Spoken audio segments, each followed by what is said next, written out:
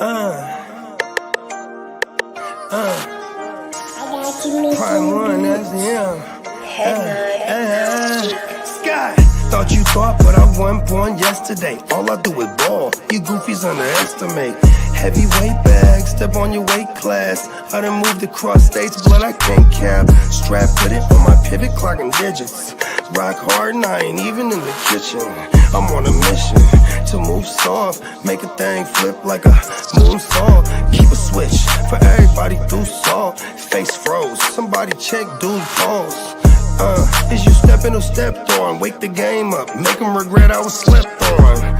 Bogey's world, welcome to a new dawn. Till I move up, I can never move on. Big bread got me bougie past the great poop on. I'm getting over while you busy fighting over croutons.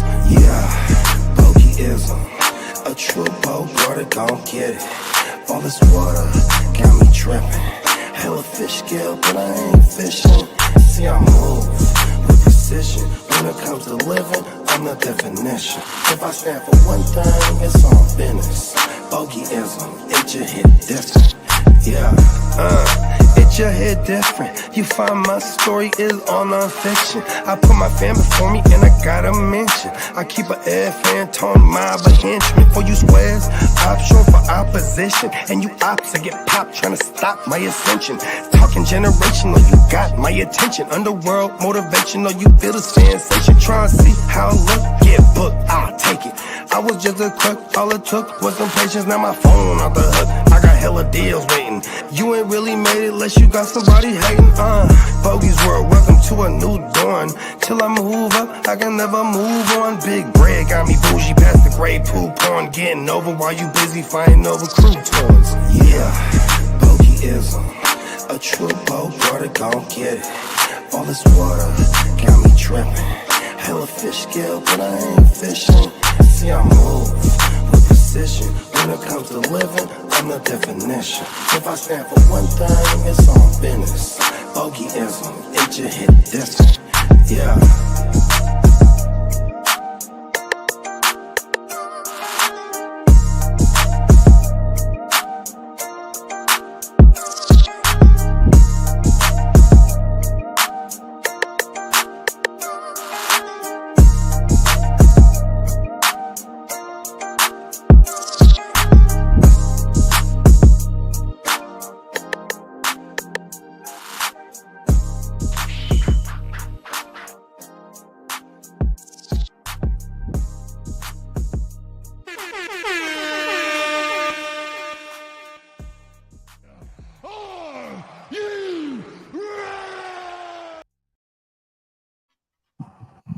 That's right, Triple H. You let him know. Yeah. What's up, everybody? To another Friday, that live Friday edition. Wait for it. Of the Wait! Your Game!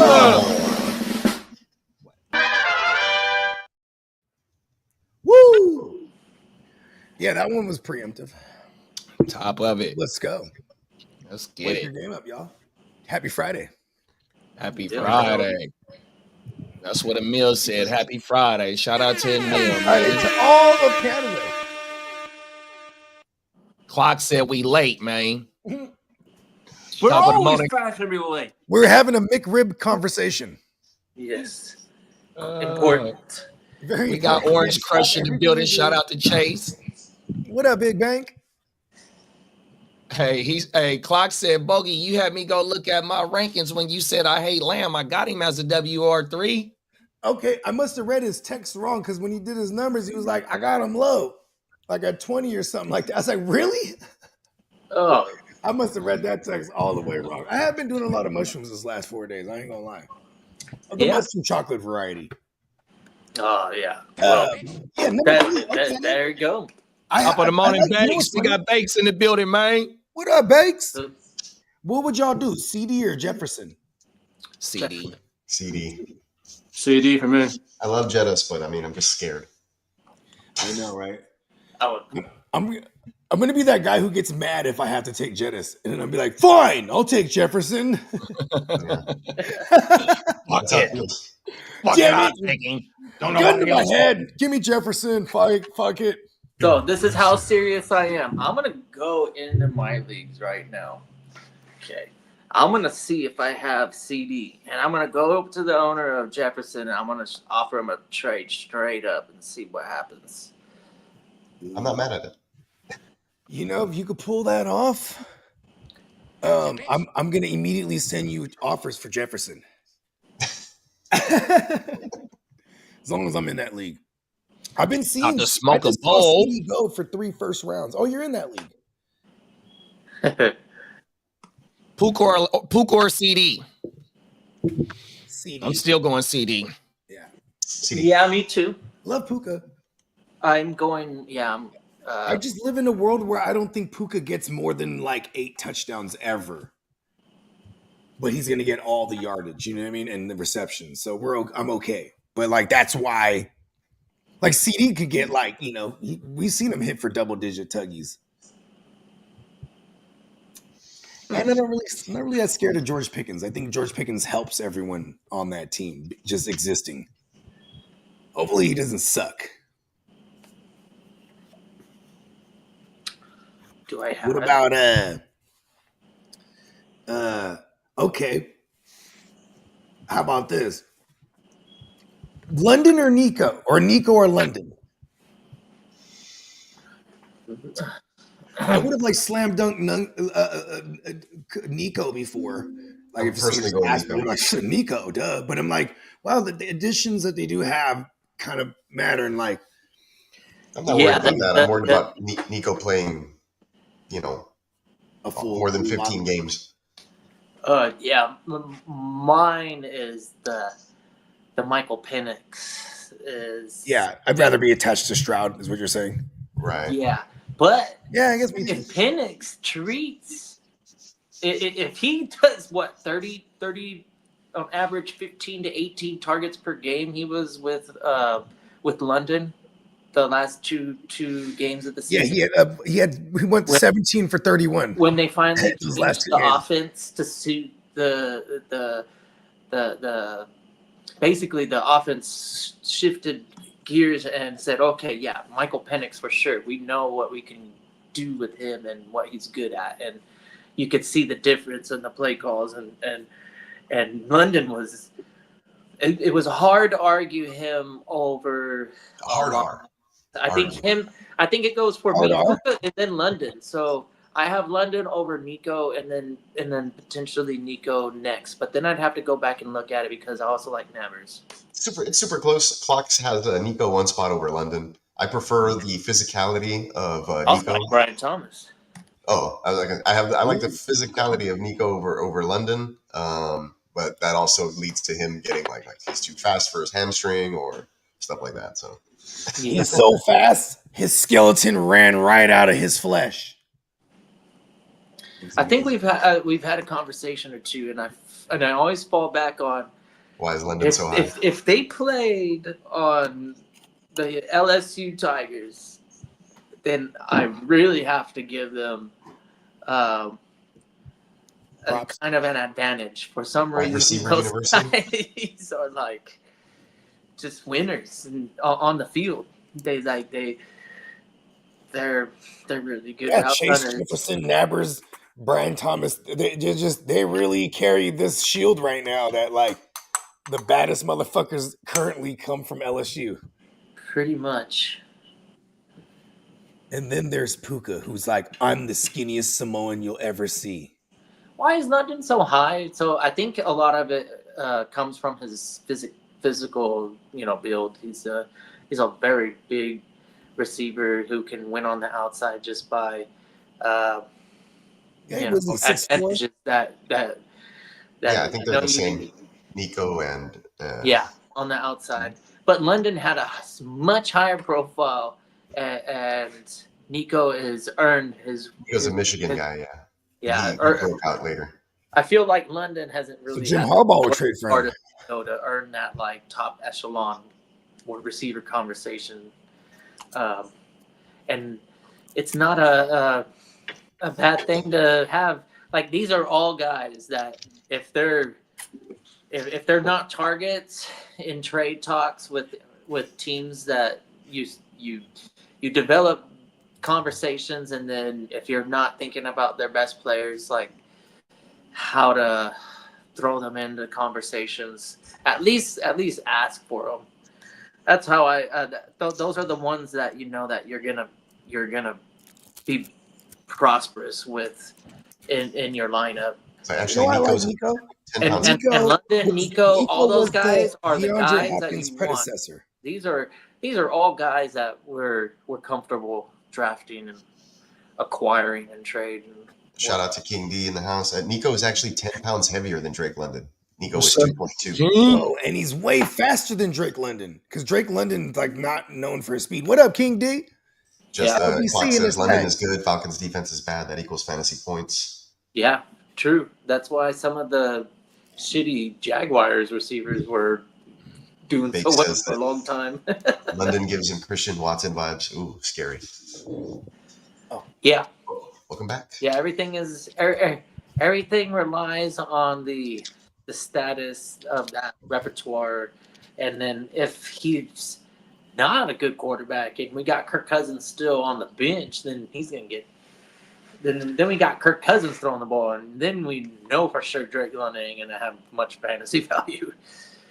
But if Penix is out there, then all of a sudden London is very interesting because of the last 2 weeks. It's too hard to shy away from the obvious shift in the offense and maybe the confidence that, hey, I have to worry about, am I going to play this week? No, I'm playing, and the organization is going to probably play me next week too.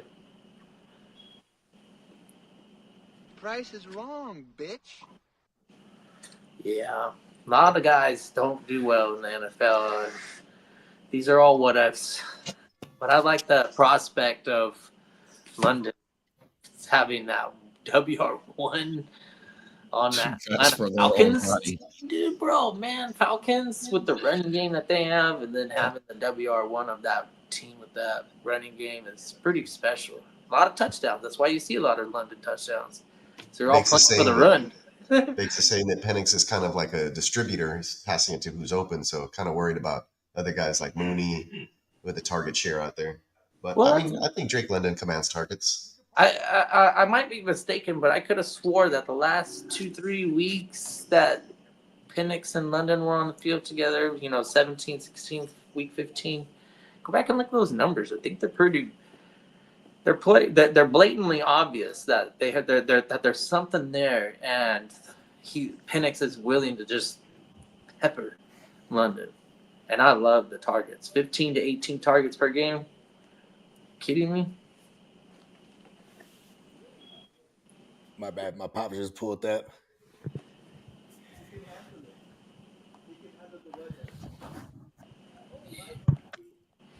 That's pretty cool. My dad's talking to my neighbor right now. My neighbor has a guava tree. And my dad's like, Oh, you man. survive out here like that? And I was like, oh, shit. I didn't know guava could withstand. I mean, I guess guavas are from tropical areas, so.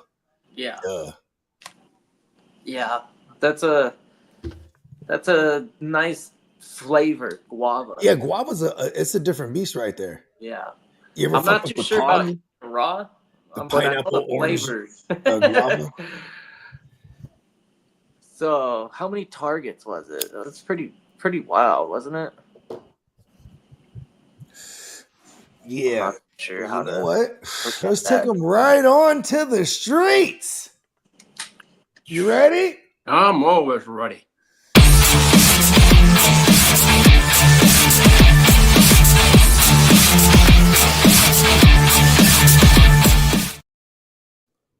Well, good morning, and happy Freaky Friday. Rev it up. You got it. There it is. Holla! Rev it up. Well, we had some interesting news that came out just yesterday. Well, Vikings Jordan Addison pled guilty to a lesser charge in his DUI case and now will be awaiting a small suspension. How many days do they think? I think he's going to get 3. Okay. And whatever they give him, he'll appeal.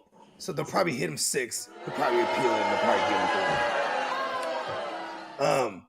We're okay in the event he's missing for 3 weeks of the year. Where do we draft him? Like where's the nice little snug Jordan Addison spot? Pause.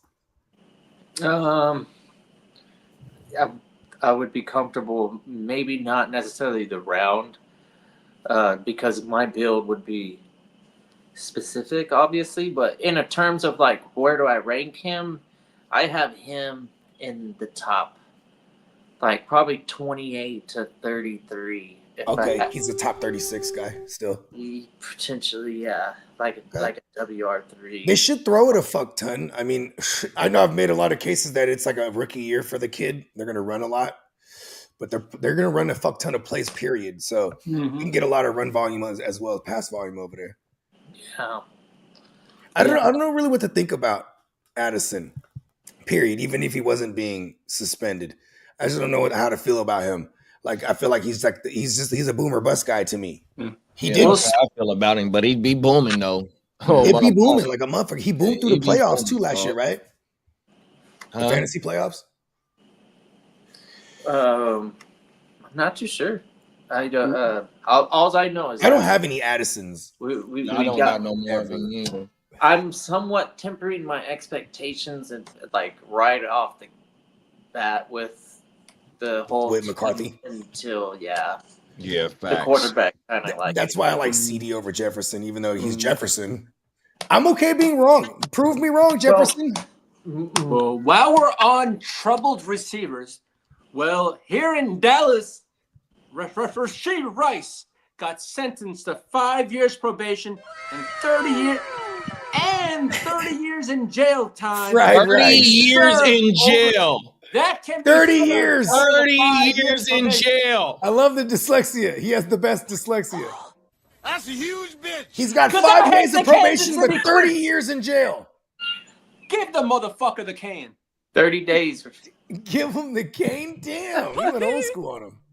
He went full Thailand. They still do the cane in Thailand. Well, he can serve those 30 days over his 5-year probation. So he's going to be like one of them weekend motherfuckers. Like, all right, I'm going in this weekend.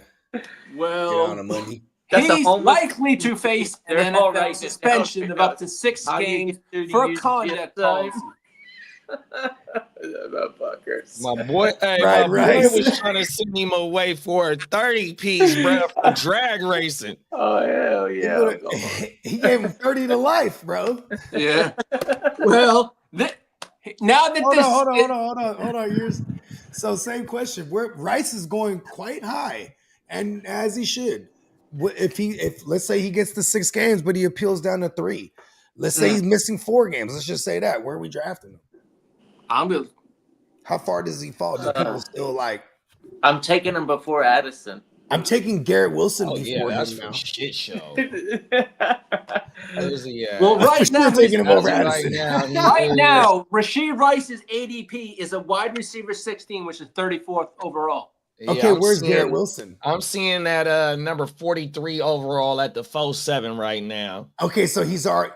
So that's where he's been living. So you think he falls further, like into like the 5th, 6th round, or Yeah. even Right further now. than that? In fact, Yeah, because especially the once only the motherfucking that suspension is draft handed right out, now, so he'll it's kinda drop. like- He'll drop a little bit. Yeah. He will. I like it. We got a draft right now. Start her up. Hey, I hope they Come on suspend now. him early on too, because then he can actually. I want get- Rashee Rice as heal up my some more. WR1 in that Savage 32 man. I don't know, man. 30 years is a long time. Well, as for my He better not violate that 5-day probation, though. Rice or Ayuk? the Rice. used I'm going BMW Rice. retired yesterday. Definitely going Rice over IU, bro. I know, man. Facts. Rice over Ayuk? Okay. Even though we don't know the suspension? length. Yeah, hell yeah, because fucking Ayuk might be on the PUP as well. He might be Yeah, missing he's- 2, 3, 4, he's 5, out. 12 games. Ain't no telling. Hopefully it ain't suspended no himself. 12 games. But yeah, bro There's might a be big sitting difference down for a between minute. their two ACLs too. Like Rasheed Rice, his ACL was a clean tear, and then like with Ayuk, he had all the MC, all the CLs was going down. You know what I mean? It wasn't just the M or the C or the goddamn A. Oh yeah, I'm a doctor. bro. Well, Chargers worn out Mike Williams retired yesterday at the age of 30 years old. I got a He's one of question them for you, old- Lee. He's Yo. one of them 2000 like. He's one of them like year 2013 BMWs, huh? Like the 745, huh? Yeah, I was gonna ask Lee. Does he know what part went out in the engine? I don't know. Whatever it was Did he blow his good head one. It was a gasket? lemon. Did he blow a head gasket? Did the motherfucker blow a transmission? That Did he head, blow that a head It was might blown. be a chip issue, There's bro. no That fucking head was blown before he signed there's with no the Jets. gas. Was. Come on, he signed with Kiddish Jets. He should have fucking no retired. Then the pressure. motherfucker was used goods. There's no pressure. There's no oil pressure in that motherfucker. Nah, it's got spark and A little bit of a combustion, but not It's much. a chip. It's a chip issue. yeah, but it just it won't fire up. Oh, you know what it is? I know what it is. That motherfucking the Chargers seen that that motherfucking lemon law was in effect in California, bro. He spent too many They days cashed on out. the They shop. cashed out on him while they could. Oh, everything. No, we're Shout gonna out to sell the him lemon for law. parts. Well, Oh, my mama. does that mean that we get Keenan Allen coming to the Chargers? Uh-oh. Yeah, are you You excited? went extra Boston on that one. No, I'm not excited. You I'm want not Keenan even- Allen back so bad. You're sick. I'll be the first Hey, to say it. Let's get the fuck Here's away what from the it says. Chargers, Keenan Hey, I'm Allen. just reporting this. It says Keenan Allen is reportedly the name to watch over the next couple days with the Mike Williams retirement. I mean, yeah, I'd rather have That'd them be take so Amari Chargers. Cooper, So because at you least guys, Amari I'd rather Cooper- not watch Keenan Allen. I feel at this point in his career it doesn't. and Anyway. you're telling me I'm the one who lives in that market. No shit. I'm gonna have to watch that Keenan Allen, team his again. face is Like, how old That's like 3-4 his- years ago. that now. franchise is. Ah. No, 'cause Mike Williams was probably hurt Keenan anyway, so Allen it didn't has seen matter if many he wasn't on the movies. field. Well, TJ Watt signed a nice extension yesterday. He agreed to a 3-year, $123 million extension, making him the highest non-paid quarterback. He's eating up. Let's fucking go. Yeah. Yeah, if anybody was gonna do it, was He had deserved to arguably be that guy. They brought He's all over. Come on now. Talk about it. Everybody's got a price. Price. Hey, what you say? 3 years, 120 what? 3 years, 123. 41 million a year. Oh my goodness.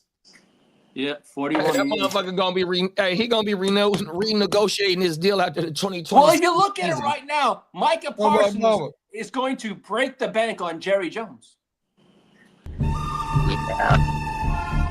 Hey, Jerry Jones could have saved himself many millions of dollars if he had already signed Parsons.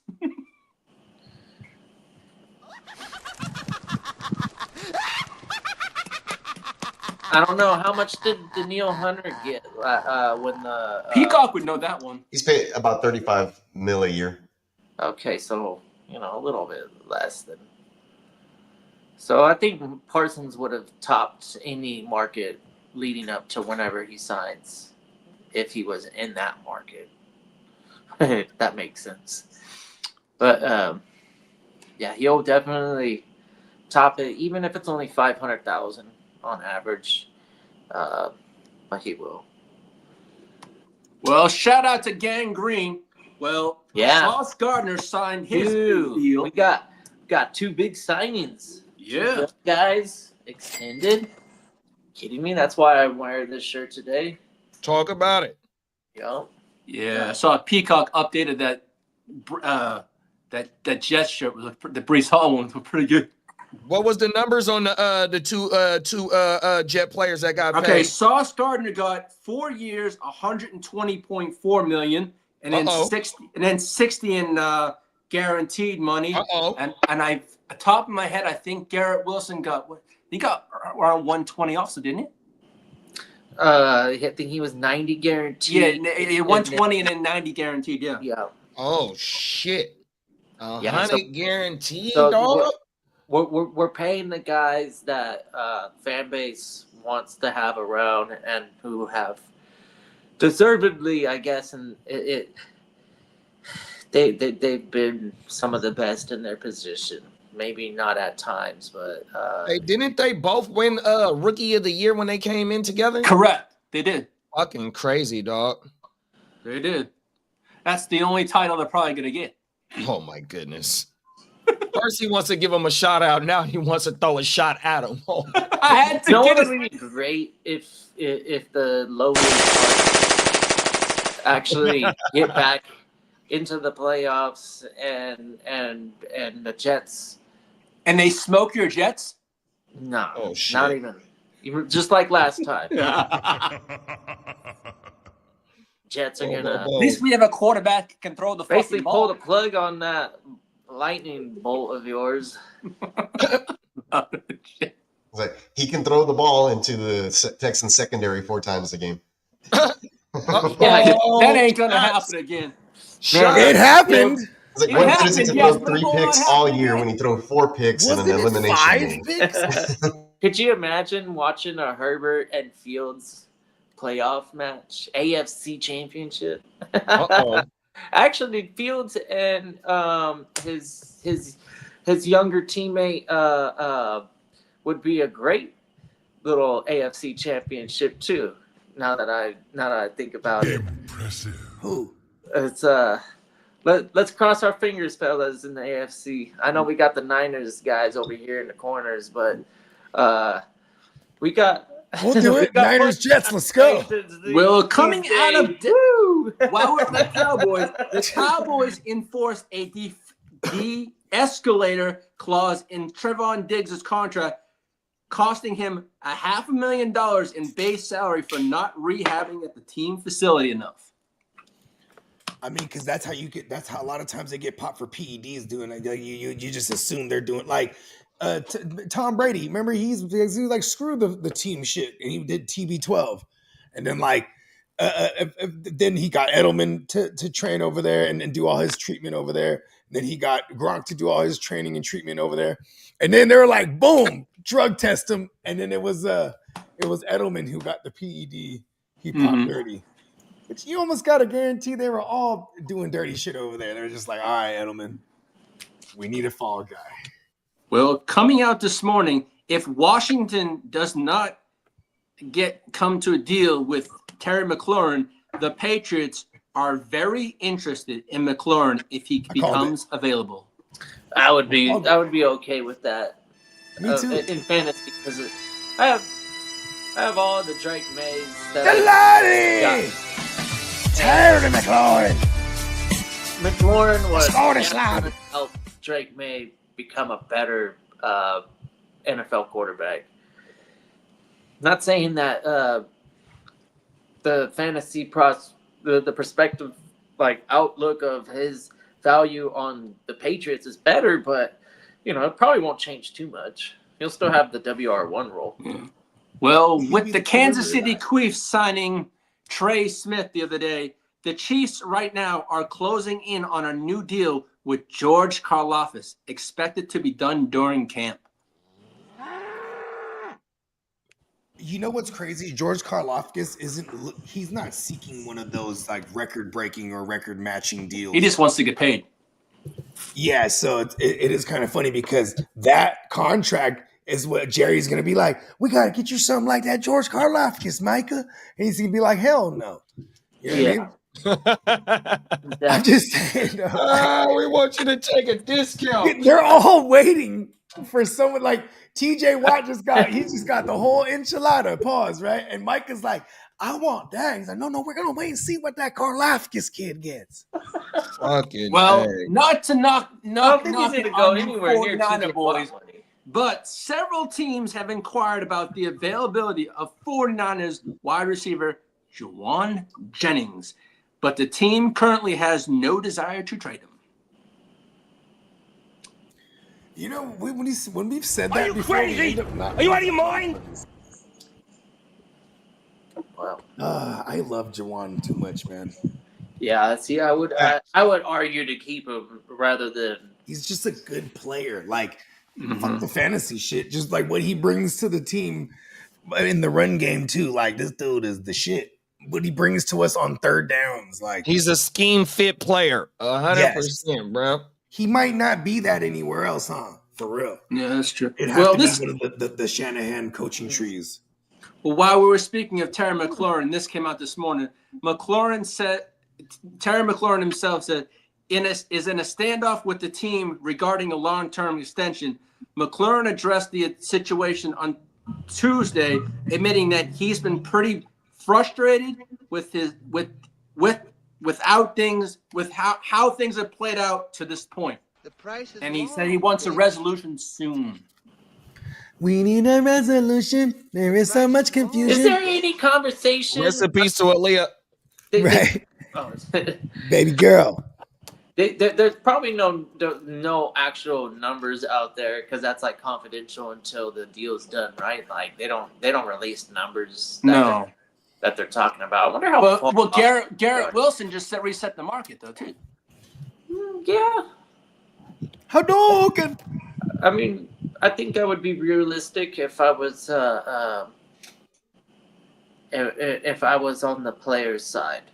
I would maybe sacrifice a year and then see if that gets the organization's interest. Yeah. Yo, let's answer Bake's question. Bake said, does Josh Allen's age make you guys avoid him in Dynasty? What's his elite window look like 1 to 2 years with high injury risks since he uses his legs and sacrifices his body for TDs? He's 29. I'm not worried. I'm not He'll worried. slow down until maybe another 2 years from now, if that, and then he'll just adapt his game. That's what other guys do. You know, if he's not going to rush for as many, he'll throw for more. You know, it's just a trade-off with guys who are mobile like that. Typically tends to happen. Yeah, he's pretty good with his arm too. So Yeah, he's good enough with his arm. loses his mobility, he'll still be able to operate in the pocket and throw good football. But I still like him for 5-6 rushing touchdowns because of his size and athleticism. No matter how fast or how slow he is, 1-2 yards, as long as he's not getting concussions and stuff, I think that guy's got the size and power to break tackles and get those nice little quarterback sneaks. The fake ass tush push that they was running last year. Yeah. Yeah. And Bates is asking, he's like, because his price is high and his wide receiver room is crap. That's the same thing with Lamar Jackson. Price is high, wide receiver room's crap, but they're mobile QBs who can get the job. And you know what else too, Peacock? That's why they the MVPs of the league the last 2 years. Yeah. Yeah. They are the offense, 100%. Yeah. That is fact. Like, by definition, MVP. Remove that guy from that team. They're It's shit. not gonna happen. They're gonna be terrible. Yeah, you remove The most Stephon valuable Diggs. player. You remove Stephon Diggs from Josh Allen, what happens? He just becomes the MVP of the league. You know, Mark Yeah, Andrews yeah. isn't who he used to be. I mean, Lamar Jackson's just winning games, so it doesn't fucking Yeah, matter. remember Patrick Mahomes when they took Tyreek away from him? They went to They go just win won a the Super Bowl, you know, like whatever. I mean, the offense wasn't prolific, but Top of the morning, Albert. Albert. Gang, gang, gang. Gang in the building. Albert, is you Now, a Dolphins as for fan? the Cleveland Browns, they are in no rush to sign rookie running back Junkins Fuck no, they ain't. or have him report for camp. They're going to let him do his thing. Hey, Samson, his stock is climbing. Samson. Let's go. I want to talk to Samson. Samson. We got hours of footage. Go check the B-rolls or whatever you want to call them, the replays. I'm in the background. Tell him. Tell him, big bro. Well, as for Kidder's New York Jets, the Jets are going to use Braylon Allen to be New York's David Montgomery. Who said that? This came, huh? The coaching staff. whose I quote saw was this that? too. This came from a Jets reporter. Okay. So we're gonna get like a Gibbsy type of Brees Hall look, is what Pretty they're much, saying. yeah. But you also have a rushing QB as well. Yep. I'm gonna try to buy. I love news like this because now I'm gonna try to buy Brees Hall for as cheap as I can. Yeah, because he's pretty affordable right now. I was trying to get this up. I was trying to get this up there when we were talking about Cleveland. But Lee moved on pretty quick. But there it is as the Cleveland Steamers for the roll. Hey, that's actually like That's good shit, paper. Oh my goodness. Yeah, so I created that logo. It's a train with a poop coming out of the like smoke at the top. Well, they must be buying that by the case. Every time somebody from the Browns score a TD, we gonna throw that bitch up on Sunday, bro. The Browns are gonna brown. It's a brown out. Hey, that's a pretty cool logo, though. So what? Like I had this like, it reminds me of minor league baseball, and I'm like, yeah, that'd be a sick minor league baseball logo for a team named the Locos. Yeah, I basically I took an I don't know what it was a logo for a team somewhere, and then I just replaced the smoke with poop. They should just have their whole uniform brown. It should be saying the Cleveland Dreamers. And then if you look at the ear hole, that it's like also like slightly pooped with some little steam lines coming out. It's pretty Oh, and then if you look even closer, the little buttons where the chin strap connects are actually rolls of toilet paper. Boom, brown. Boom, brown. The details. Yeah, there's a lot of details in that. I was gonna actually make it a shirt, but I'm like, who's gonna buy that? I don't know. I'll buy it. Hey, any team, hey, Peacock, any team from the AFC North except for the Browns, they fans. Oh my mama! You get a deal for $12. It's too Yeah, hot. by the way, everybody, neonpeacockmerch.com, $12 t-shirt sale right now, $15 sale also for the extra soft joints. It's going down. Definitely utilize this shit. My order is fat right now. Hey, so I don't know if you can get it to focus on the very, very bottom of the shirt, but like imagine like having like a fake pair of pants and then like having that. Oh my goodness! Like, it's just like it looks like there's toilet paper caught in his like behind him. A dingleberry. He got a dingleberry. There you go. He got the toilet paper caught up in there. Dingleberry. That's what I call a hot mess. That's funny. Yeah, they have an all over print, but I need to like download the template and then like go in there. Can we do like a it's like the Batman logo and it has the chest and like the six pack like woo wop? Yeah. Yeah, I'll order that. And do a Ninja Turtles one. We'll do that. There you go. Oh my mama. Well, the Baltimore Ravens will push to pause to extend I'll totally rock the Red several Ranger joint. key players. Sorry. That's because we paused the push. It was funny. I was just about to do a peek.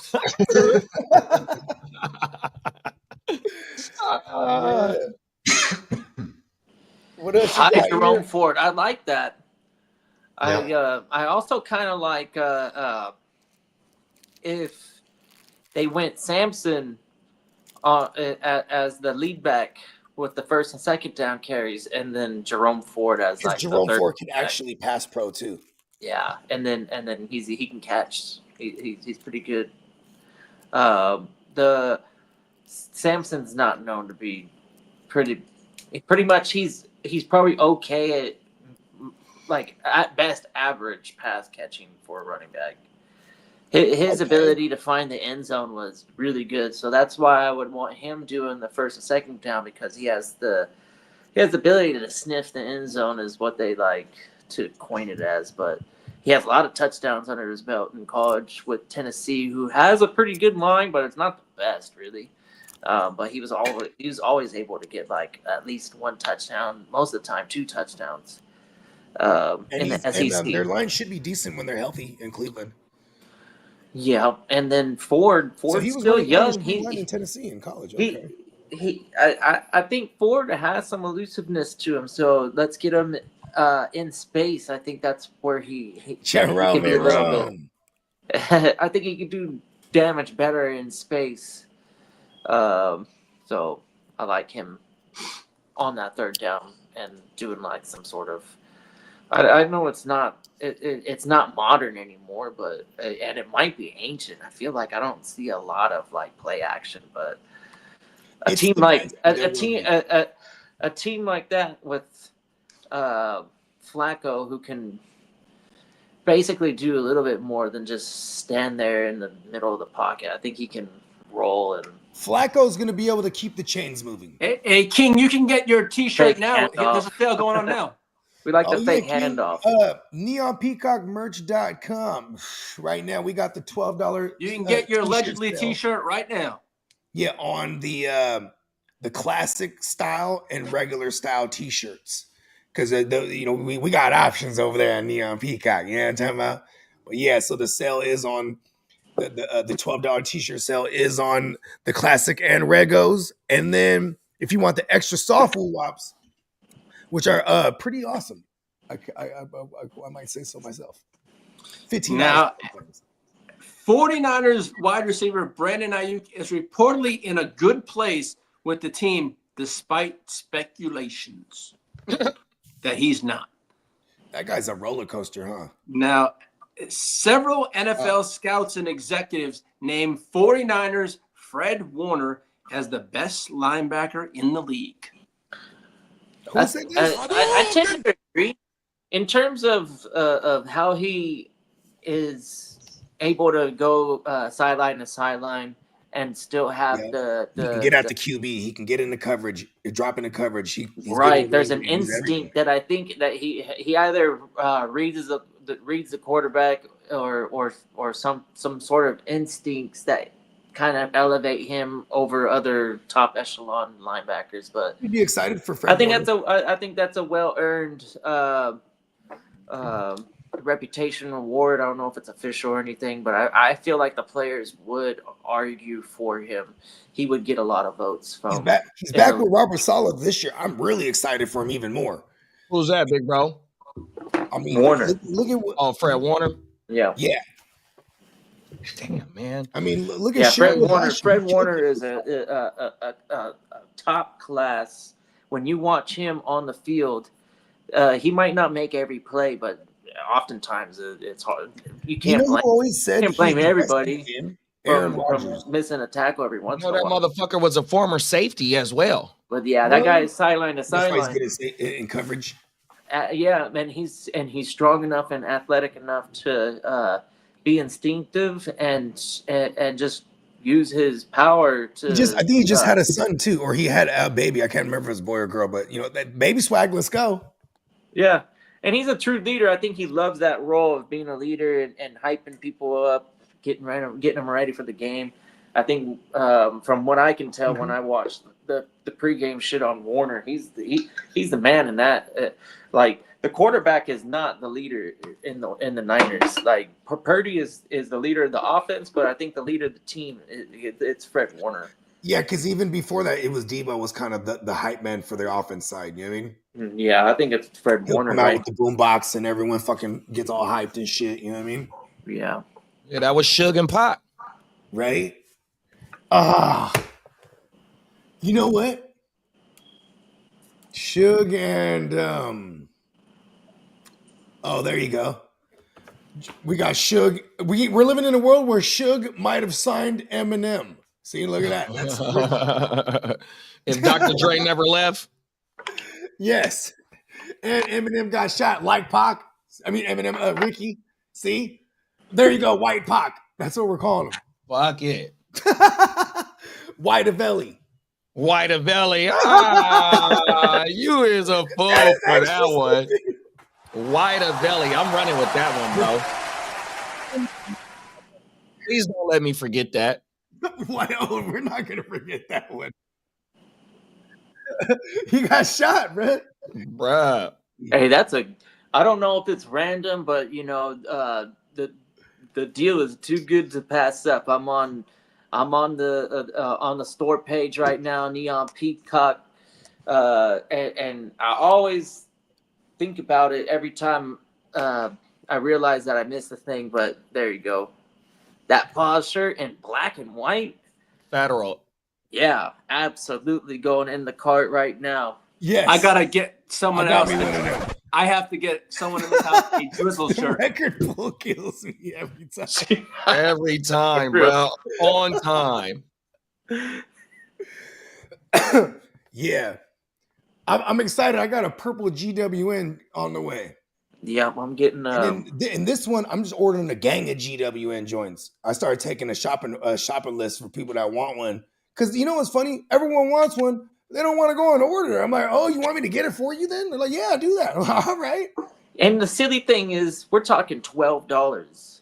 Yeah, you can't go to Walmart and maybe you can. I don't know, but it's You not. can, but you're not gonna get You're a talking quality like shirt Walmart, that. Old Navy Yeah. type woo-wops. You know what I mean? But the quality is just as good or better. You know what I mean? Like we're talking like Gap quality. You know what I mean? That's Well, where you it's start getting a gilded. little I know higher- that. I little know higher the quality. classic. Oh, I got a fucking I got a bomber jacket too. Oh, I can't wait to see this one. Yeah, I got a bomber jacket, the black, all black, and it got the GWN on the back. You know what I mean? Yeah, this That's one's gonna be federal. interesting. Yeah. Yeah, that's federal, dog. Yeah, I was I'm like, a- I'm fuck it, a- 'cause I'm that a- was, I I'm think a that wanna was when see we that had it was a 35% off everything sale. I was like, oh, I'm getting a jacket. Dude, I guess I'm gonna go 2X. I'm getting a little bit too big for. I know I wanted big to for take my- more advantage of it because I- Peacock said I have something to during be the last honest sale. with He was like, myself, might as well though. get like hoodies and jackets and shit now. Watch, If I'm getting, you know what I mean? if I'm For getting the something fall. fresh and I want it to look its best, and I can't be showing my stretch marks, man. Yeah, I'm another one that I put in the cart. I got the all white joint with the white GWN over it. Shit hard. Yeah. It's like a white tee, but not. Yup, in my white tee. Yup, in my white tee. Bim, bim, bim, bim, bim. What was that, the Franchise Boys? You know it. We the Franchise Boys. That is crazy, huh? Because during that time, the nation of street motherfuckers, we all kind of dressed similar. White tees, jabos. You feel me? Come on now, that was the G code. White tees and jabos. That was the G code back Who then, did bro. it? I don't know, but they all had Now white the tees white- and jabos on. White shirt We'll never with find the out black. then. It looks good on the pause one too. Yeah, that's federal on my mama. I'm trying to see what the gray looks like. That'd be dope if they start coming out with some thermos. Long johns, whatever they call them. We got the black on black GWN shirt. That's kind of badass. I'm Like, gonna, that's like the opposite of what you wanted. I'm gonna have to do White. I'm I doing like it. the gray though. I'm doing it too. That's too brilliant. It's like an all black tee, but not. Yeah, you know what's funny is the graphic. It almost shows the W. It's gone. So you get the GN, the Gen Wealth Net. Yeah, I haven't done any of the black woo-wops yet. Okay, I'm gonna have to do the black on the black. That's kind of hard. I ain't gonna lie. That's that funeral service, man. That black on black, man. Right? Hey, cause Come look, on man, now. we're putting them in the dirt this year. Come on now, 100%. That's the intention. Hey, they say the road to hell is paved with good intentions. Come on now. We're gonna slaughter them, and then we're gonna watch the mentions. Don't do That them was a like bar. that. I see you. Well, over the past 48 hours, there's been several rookie signings. Talk about it. The 49ers signed second-round pick Alfred Collins to a What? 4-year, $10.3 million rookie deal and over $9 million guaranteed. What? The Denver Broncos signed cornerback Jahade Barons to a rookie deal with 4 years, 18, and then 9 in guarantees. The Bills signed second-round pick TJ Sanders. Seahawks signed safety Nick Emmanuel and Emmanuel. Manawu to a fully We guaranteed we were deal. just adding an unnecessary Oh, we got R at the end, so he's a man of war. He got a fully? He got fully guaranteed deal, yeah. Oh, let's go, a man of war. And the Cowboys signed second-round pick Donovan Iruku. That's his rookie deal. What was his name? And the Raiders signed wide receiver I like the Jack way he said it Beach. like there was a question mark at the end. Say his name again. And then, what's his name? Donovan? Donovan I can't pronounce the last. I He look said, a fuck he's fool. woo. He said like there's a question mark on it. It's easy. Eiruku. Izuruku. Well, better you than I. Izuruku. Ooh. And the Raiders signed Yeah, Jack please. Veach to his contract, and the Chargers signed Trey Harris to his rookie deal. Look at that. What did Trey Harris? He was complaining about it. What did he get? What was his deal? And they didn't release the details, but he Oh, was that's right, 'cause signed he soon didn't as get the Philly thing. He would've been showing it Mike off. Williams hit the retirement line. Trey Harris was right on after that. He was like, okay, I'll sign now. He didn't want them to bring in Amari Cooper or some other of the Keenan Allen. He's like, let me get my money in there. Now, and the Seahawks placed Nwosu on the PUP list. Nwosu. Okay, and NWOSU. NWOSU. He's the only guy that has NWO in his name. And the Bills He literally placed does. defensive end Landon Jackson on the PUP list also. Who's this? Jackson who? His name is Landon Jackson. He has an undisclosed injury, but he's on the PUP list. I don't even know who that is. All good. And then the 49ers placed 7th round quarterback Curtis Rourke on the NFI list. The non-football injury list. Yeah, he's coming off of an ACL of his own. Yep. The Rourkester. Yep. He's a Canadian. Shout out to Curtis Rourke and his brother, man. Oh, I didn't know he's from up north. North. What's good, plugger? Plug up. Plug in the building. You know, Plug, it's funny because when the Darren Waller signing happened, right? Or the trade, I should say, and he came out of retirement, I hit Plug. I go, hey, your boy Darren Waller's back. He's like, I know. I said, how long you known? A cool minute. You ain't gonna tell me, bro. I could have picked up Darren Waller like a week ago. That inside information. You know what I mean? But you know what? That's a good friend, though, right? He was doing it. You know, he's a friend. He's friends with bro. It's not like just a regular associate. So if he's gonna tell him something in confidence, you know what I mean? He ain't gonna tell him. I hadn't seen any Darren Waller edits in a Miami uniform, so I did like a real quick, just whatever, right there in the graphic. Let's get it, bro. The baller is back. That was like a 5 minute. Let's just do something real quick. Hey, Clock. Is he? Plug. Is he looking real good out there? Like, is he ready? Is he football shape ready? Like type shit. He's out there. He's out. He's about to be gassing out there on the field, bruh. Like he does on that mic. You feel me? Come on, Like said that he's gonna be number 83. Shout out to the big baller, Darren Waller. Oh, he got the 8 tray on him, huh? And he's moving. He says he's moving. He said he's moving. Okay. Oh my mama. Is he gonna move more than his mouth? We'll see. He's better than the rap career, hopefully. Hey, he still hates on him just because he's an X-Raider, huh? Look at Lee. He's like, look, Darren Waller. He's a shooter. I don't shoot. Hey, Darren Waller. Okay, let's talk about that real quick. Because, like, I immediately was like, okay, I like this a lot for Waddle and Tyreek. Like, you know what I mean? But it's like, damn, the offensive line's still bad. You know? Unless someone can tell me they brought in a new line coach who's going to, like, just turn this thing around. That ball is still going to have to come out extra quick. Tua was literally, he had the least time in the pocket out of all starting QBs last year. So, that, you know, I don't really see that improving too much. A lot of shotgun, I could assume, to get him much as time.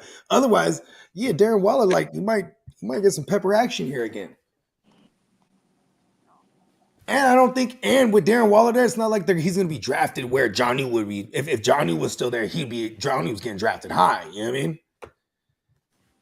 Yeah, motherfuckers was spending the bag on the fab for Waller, bro. Oh yeah, they were. And right when the news dropped, bro. Hey, in every league that I was in, bro, 200 plus. There was I saw. Yeah, I see somebody spend all of it in the next gen because I put like 60 or whatever, and then Dennis put 70. I was like, damn it, I had like 75. I should have just spent it all. Yeah, somebody in one of the leagues I put 75, and somebody that was Derek. Derek. Me and Derek. Now had here's the it. top two This bids. is crazy. This came out like 2 minutes ago. JJ Watt over his career made 129.7 million, and here his brother TJ just on a 3-year extension made 123 million. It's a different day and age of football. Yep, for sure. You know what I mean? Plugger said, still has quick feet and catching everything thrown at him. When I hung with him while he was training, doesn't look like he lost a step at all, and that's not just because he's my boy. You know what's dope too about Darren Waller? We've actually seen him take, like when he got into the league and then he had to go through his situation to get his health right and his mental health right. And he basically took a year off football. Then he comes back, and then the Raiders signed him off of the Ravens practice squad. They had a what do they call that? The combined practice. And then Gruden just saw Waller on the other side. I was like, man, let's go sign that guy. You know what I mean? And that's how it happened. But he had took a year off of football, essentially. So him taking another year off at this point in his career, I mean, and, you know, now we got some insight that see looking pretty good. I'm not mad at taking the flyer super late. You know what I mean? If you tell me he's going in the range of like the Hunter Henrys and the Zach Ertz of the world in redraft, I'll take a shot on Darren Waller, the baller. Talk about it. Yeah. Yeah, he's just a What was it you, JD, that told me too? The line coach. Oh yeah, the tight end coach The is tight end the coach. one. Yeah, my bad. The tight end Yeah, coach. it's the same one from the Raiders. Yep. Boom. You love a good correlation. Whenever you get a good correlation like that, you're like, all right. It's just been a long time since he's been healthy and playing with other elite football. Like just playing. He was kind of balling with Danny Dumbass. I'm not saying that he hasn't had a history of being successful. I'm saying that the time in between his football on-field activities is concerning to me for fantasy. Not saying that he can't be good for Miami. They might not even ask him. I don't think they expect him to take over the role of Jonnu. It's going to be an entirely different tight end room that does different things, and then he's going to be involved. Chan, who lives in that realm too of the shorter A dot area, and Waddle. I'm still taking a flyer on him though. He should be cheap in redraft, unless there's like a Waller truther. It's like 8th round Waller, baby. He's like high fiving, and I was like, what are you talking about? Yeah. Plugger said he dropped 200 on him for a reason. Mm-hmm. Emil said different era, talking about I think he was talking about the paydays between the brothers. Yeah. And then Plug said he's actually gained strength. He never stopped training. Well, training and participating in on-field football. He ain't even drove a car in 2 years. He's just been running everywhere. Yeah, it's games. He see Darren Waller on the freeway. Where you going? I'm going to work. He was just running. I don't doubt. I don't doubt him. I wouldn't be surprised. I would be surprised to see him replicate Jonnu. Is where I would, Jonnu could block too. I would draw the line there. I said, that's Jonnu. It's a different tight end room when you remove Jonnu, and it's hard to replace that type of. I will say with Mike McDaniels, he was able to adapt to the personnel that he had healthiest. You know what I mean? Because you did have Tyreek like playing wounded all year, and they essentially switched the offensive game plan towards Jonnu. You know what I mean? Waddle was out there gimpy as well, pretty much all year. Yeah. And then Achane definitely benefited too. I mean, shit, what did he put it together? 1,400 all-purpose last year. I would have thought higher than 1,400. Was it higher than 1,400 all-purpose? I feel like he had like 900 rushing and like give me the rest was like through the air. He had 907 rushing and 592 receiving. There you go. Okay, yeah. So yeah, like 14 and some. Oh, he was on shit. Almost a 15 piece. He had that 14.99. While you're on the Dolphins, the Dolphins Right? wide receiver. We're getting a deal here. Well, Jalen Waddle said this. Said Tua looks confident and eager heading into 2025. He must be a head case then. Well, Yeah. I don't think I've ever seen him not really have confidence. I've seen No, him I get just think up maybe he looks a little more determined this year. and then Maybe better words. he make bad decisions. But on the football field, I think he's trying to win at all times, and just sometimes, most of the time recently, it just doesn't have it. Long as he's not dazed and confused, he'll be fine. That's Well- why they got to get that ball out so quick. Yeah. Yeah, it's Yeah, bound. hot reads. He's gonna get It's his best friend. he's gonna get rocked. Hopefully, it's not a knockout, but I fully expect him to have to shake it off. And Teron Armstead retired, mid-game for or what two. that's worth. Oh, He was on the Teron? right side, which was the blind side too, yeah. for a lefty. Well, let's cross our fingers we don't see something tragic. He's in jail. Yeah, hopefully he doesn't die. Remember Mike McDaniels last year? He really- ran out there and he kissed knows him on what the he's forehead. He was doing. like, "Oh my god!" He definitely knows. He knows what he. He was is like, "Yes, doing. you didn't die on me." I know. I think he said he would die, or somewhere along the lines that.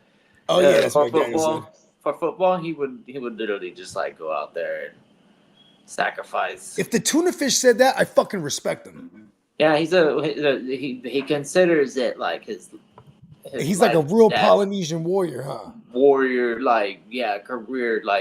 He has that warrior mentality, and he's come out and said that when He needs when some of that when they Samoan were to kick in. suggesting him to, More the Samoan, to he gets retire, little- his he gets a answer was little bigger. always like, "Nah, I'm leaving it all on the field.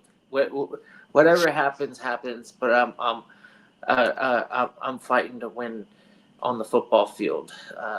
That's what he wants to do, and he understands that. And I think that's a respectable thing for anybody in the league. I think you should realize that you are putting yourself in some sort of physical health jeopardy by playing football with 200. He's getting what's his guaranteed money? He's made over. He's probably made close to what, 70 million dude in the that league runs so a far. 440. You're like, what? No, I'm not playing football. Are you kidding me? I'll be right back. It's happened. I mean, they're getting bigger and faster. 4 5s and 4 6s. The last time I checked, those were laughable.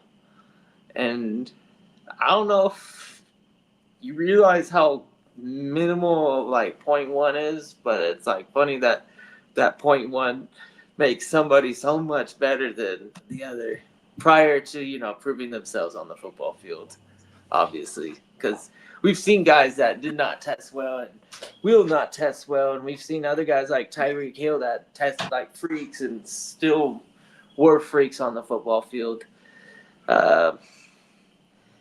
Yeah, it's funny. I'm not too sure why, but some players have it and others don't. Let me see. I think I have two.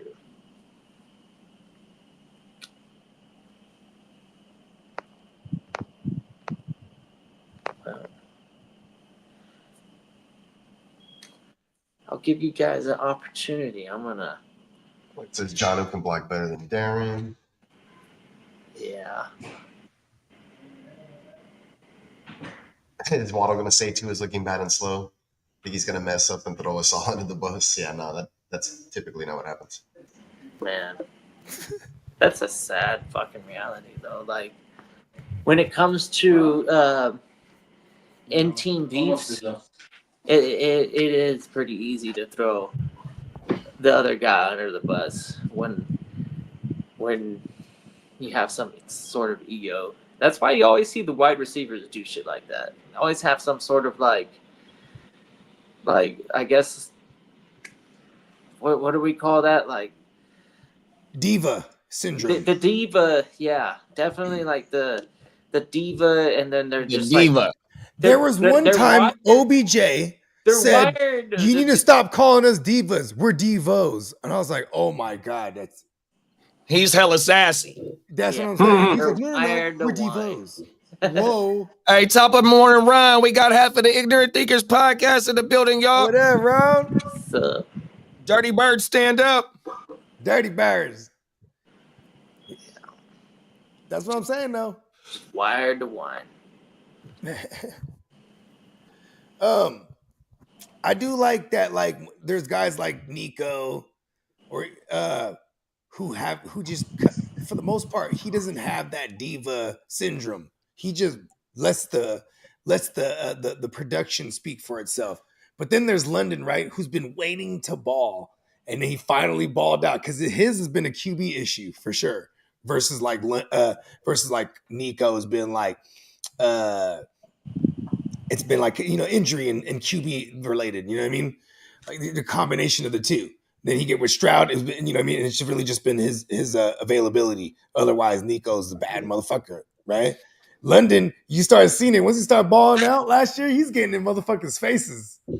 He's getting in DB's faces. He's like, he got it in him. You know what I mean? He got it in him, that syndrome. You feel me? Like, listen, I'm him. Yep, that top dog alpha. Yeah, That's why a lot of humble. general managers, the idea of having two top dog alphas on the team isn't what they want. That's what I want. They'd rather take a bunch of money that they would save and throw it towards the defense before getting a guy that's just gonna clash and complain about not getting 150 targets or whatever.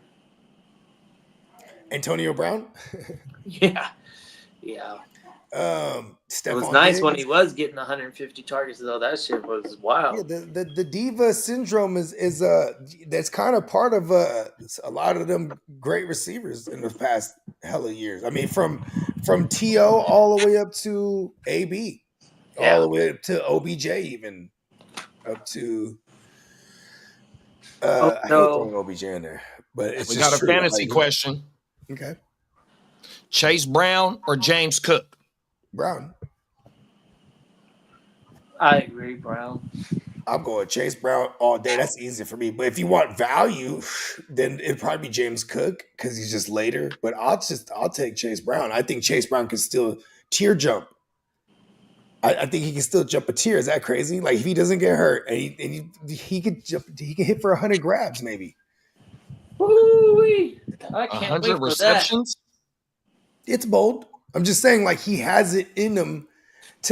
When you got a healthy Higgins alongside Chase, bro, there was so many plays last year where they're just like they drop everyone back, and then here's Chase Brown just takes a dump off and he's gashing 15 yards. Like it was just like every time. Wow. So we're checking Brown and considering him RB1 overall because that would equal like CMC. This is the bold. There you go. That's my bold. When we do the bold production. prediction episode, that's good. Spoiler alert. That's gonna be Chase Brown. It's for 100 grabs. Let's go. How many he hit for last year? 60?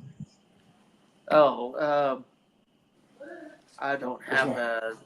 I'll tell you right now. He hit for 54 receptions on 65 targets. 65 targets. Okay, 65 targets, 54 receptions. It's hard to add 35.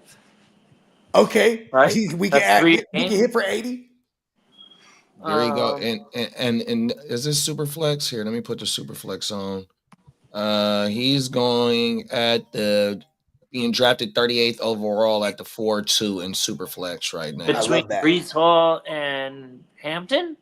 Yeah, Breece Hall, Chase Brown, Hampton, and Cook. Hampton is a middle tier, He shot up because of the Najee fucking fireworks incident. I'm serious. It was last week. He shot up like a few spots for real. Well, Najee, poor guy. He said he'll be all right. He's gonna be fine. It's just okay. You know what All sucks right. is that like you're just losing valuable time in training camp, being able to like establish yourself in a role, and then you have It is this what it is. first round rookie that I mean, he's probably going to be the guy right out the gate if now because if he's just going to be if he's going to show out. if He's got to.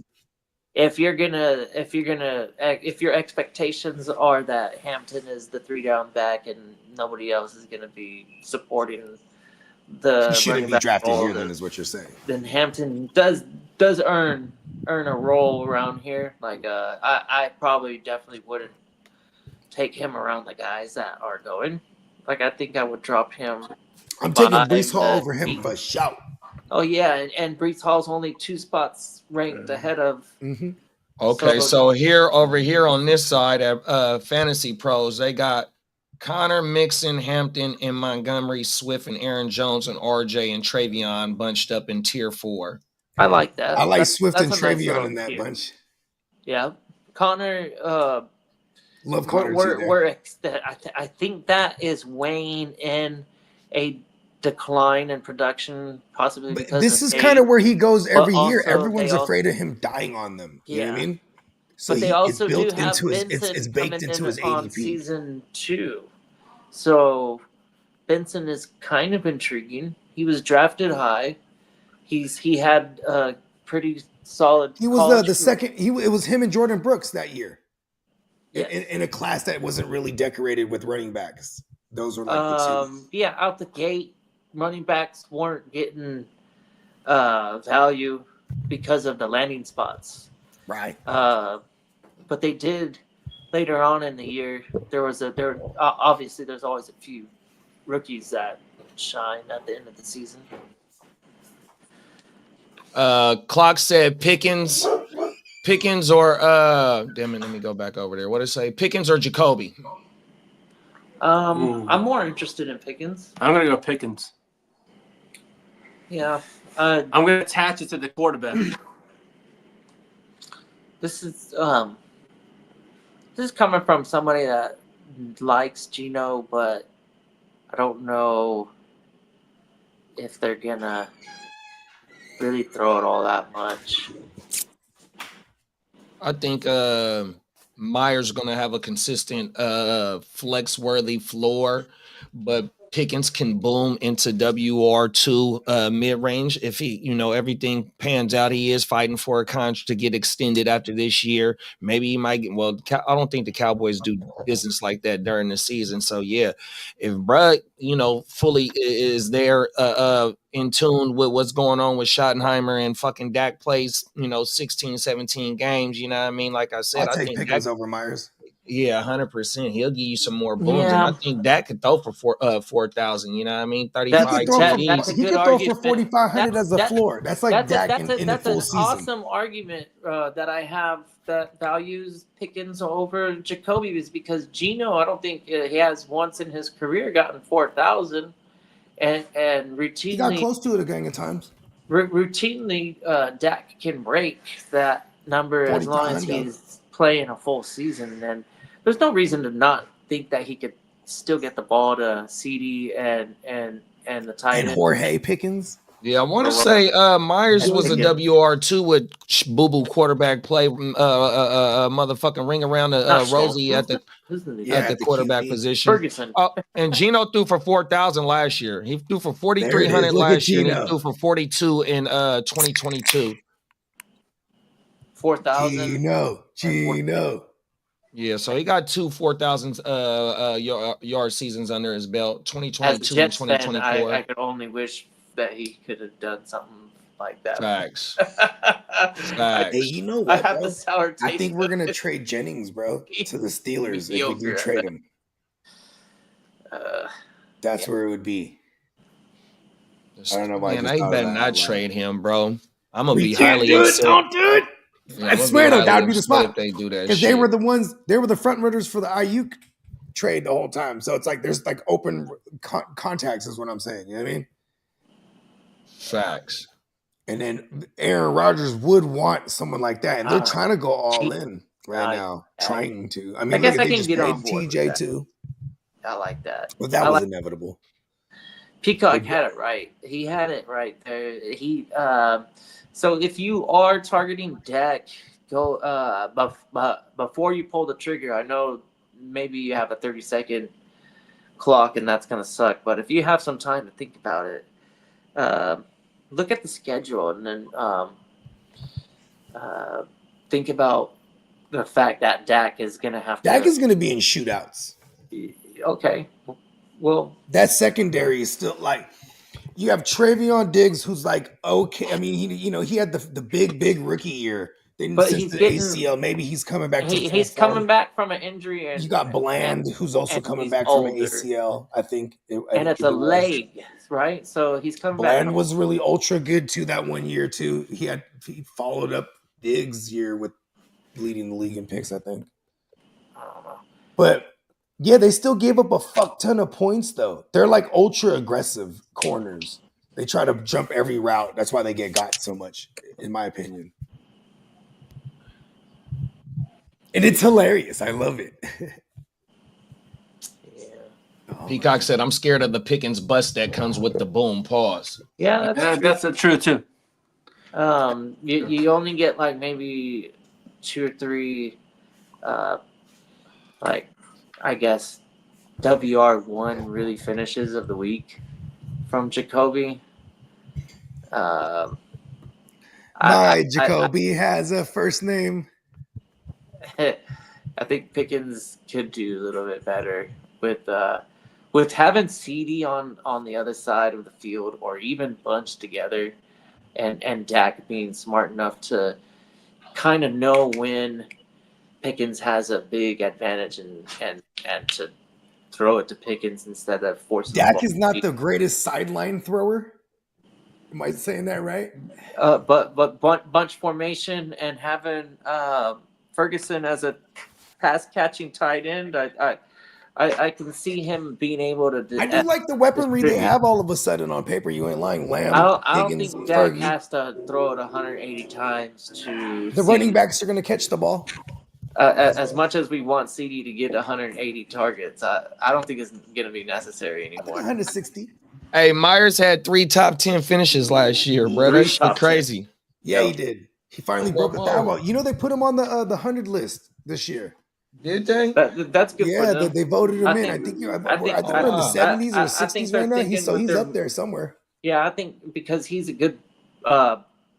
He even threw a big long bomb touchdown to Thornton or to whatever his name was, Trey Tucker last year. He came from Belichick, so he learned how to be a good blocking wide receiver.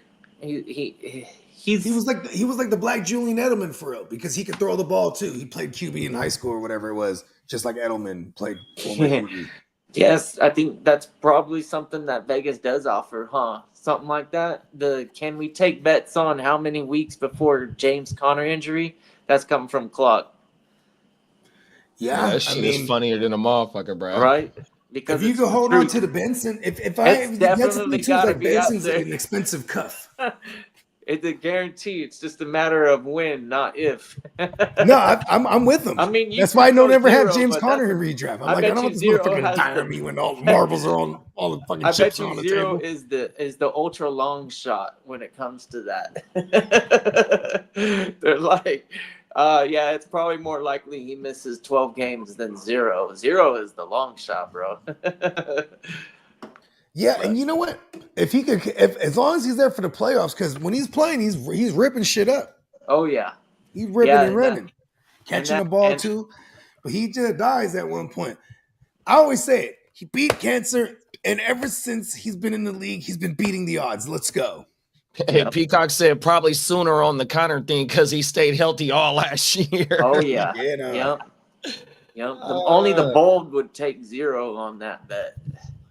And now he's played. Oh, you know what though? I'll take the 0 on the bet because that motherfucker goddamn is gonna pay more. If I'm gambling, I'm gambling. He's gonna sit. He won't go out for injury. Oh, that'd be annoying. That's how you would win. It wouldn't be because of injury. They just sit him. Yeah, but he's not designated for IR. They're like, we're already mathematically eliminated. You don't want to get hurt. You're paid. Yeah. How old is he now? 30. He's a 2018 guy. right? He's got to be 30. So he's up there with like Chubb and them. Maybe he's 29. I think he's like 30. Could be. Maybe. Makes sense. Yeah. Dude, I was just thinking too. That's so impressive with Derrick Henry but he did have because Derrick Henry's a 2016 guy, but he didn't do anything for like until 2018 for real. That's right. He just kind of chilled there behind DeMarco Murray. He did eventually start to gain that 3 down. Well, it was 2018 because if you remember, right with it. so now this 2018, you have Matt LaFleur as the OC, and then you have what's his name, Mike Vrabel's first year. So they draft AJ Brown. No, they didn't draft. They didn't have AJ Brown yet. They brought in Dion Lewis. That's what they did, and they tried to go with Dion Lewis for like the first 4 or 5 weeks. Then Derrick Henry finally went crazy. Yeah. And the rest is history. Wrap. Derrick Henry's going to go in the first round of these single QB drafts. You think he's going to keep creeping up? I kind of like where he's been sitting. Has he been like 13, 14 or what? Yeah, I like him at anywhere between. He's been like 11, 12, 13, 14. I've seen him like go like in that range. Yeah, so he has crept up in that back of the first. CMC 10, 11, the same 12. thing. CMC the same thing. Like I've seen him go as high as 9, and I've seen him go at 11 and 12 and 13 and 14, and I've even seen him go at the 2-7 one time. Like okay, because it becomes interesting. Like how many people in that particular league are afraid of him dying on you, right? Because then he'll just keep falling. But I don't think I'll have too many CMC because I'm just targeting too many receivers in all those ranges where he's still going. You know what I mean? I'll take my luck with running backs later. Say he fell to the 3rd round and you were able to take him like 40. I'll take him 40th overall. If I could take, word. Because then I'm still in range of good receivers I like. Yeah, but and that seems like more likely in a super flex. You know what I mean? But even then, like if Steamboat was watching this right now, he'd be like, "Shut the fuck up! You ain't taking no running backs early." Like I'm like, I never realized how much in the last 6-7 years I've been like a 0 running back guy. Yeah, and then let's say 5-6 years, I'm a 0 running back guy. I think it's a little bit different now that Gibbs is proven to be. You got the Gibbs and the Bijans of the world are catching the shit out of the ball too. Yeah, he's arguably they're essentially WR2/WR3s rolled into an RB1. Yeah, 3 down back, not 3rd down, but like a 3 down back like Bijan is right up there. You know, they don't have to be the only guy taking reps. They're both of those running back rooms thrive off of having a second. Montgomery at times was what they were saying 1A, 1B. They'll throw him the rock too. They're not tripping. Bijan's always been the RB1 ever since he's been added to the team. But okay. Algiers not too bad. Hold on. That first year Bijan, his rookie year, it was finicky as fuck because you had Tyler Albubu, who was a sophomore, just coming off of a thou wow, and like they were using both of them. It was annoying. It wasn't until that 2024, till last year for real. But I don't know. I feel like the primary back argument. It was Arthur Smith though. How about that? It was Arthur Smith that first year. Yeah. Yeah, because that really I want to say even like okay, what's your thoughts on Caleb Johnson going back to because Jaylen Warren low key might be the guy over there, bro, and we're not even like thinking about it. Yeah, 100%. Warren. But I love Caleb Johnson. He's a 3 down back. I don't know if he has the stamina, but I think he has the game in him. And then Caleb Johnson. We're gonna see it work. We're gonna see a timeshare for show. If you're gonna compare Caleb Johnson to Najee, there's not a lot that's separating the. Okay. So So scheme wise, they're not yeah, because comfortable. Caleb Johnson isn't explosive like Najee isn't explosive. Yeah, but they're sometimes They're considered all more around backs. powerful. So explosive and powerful.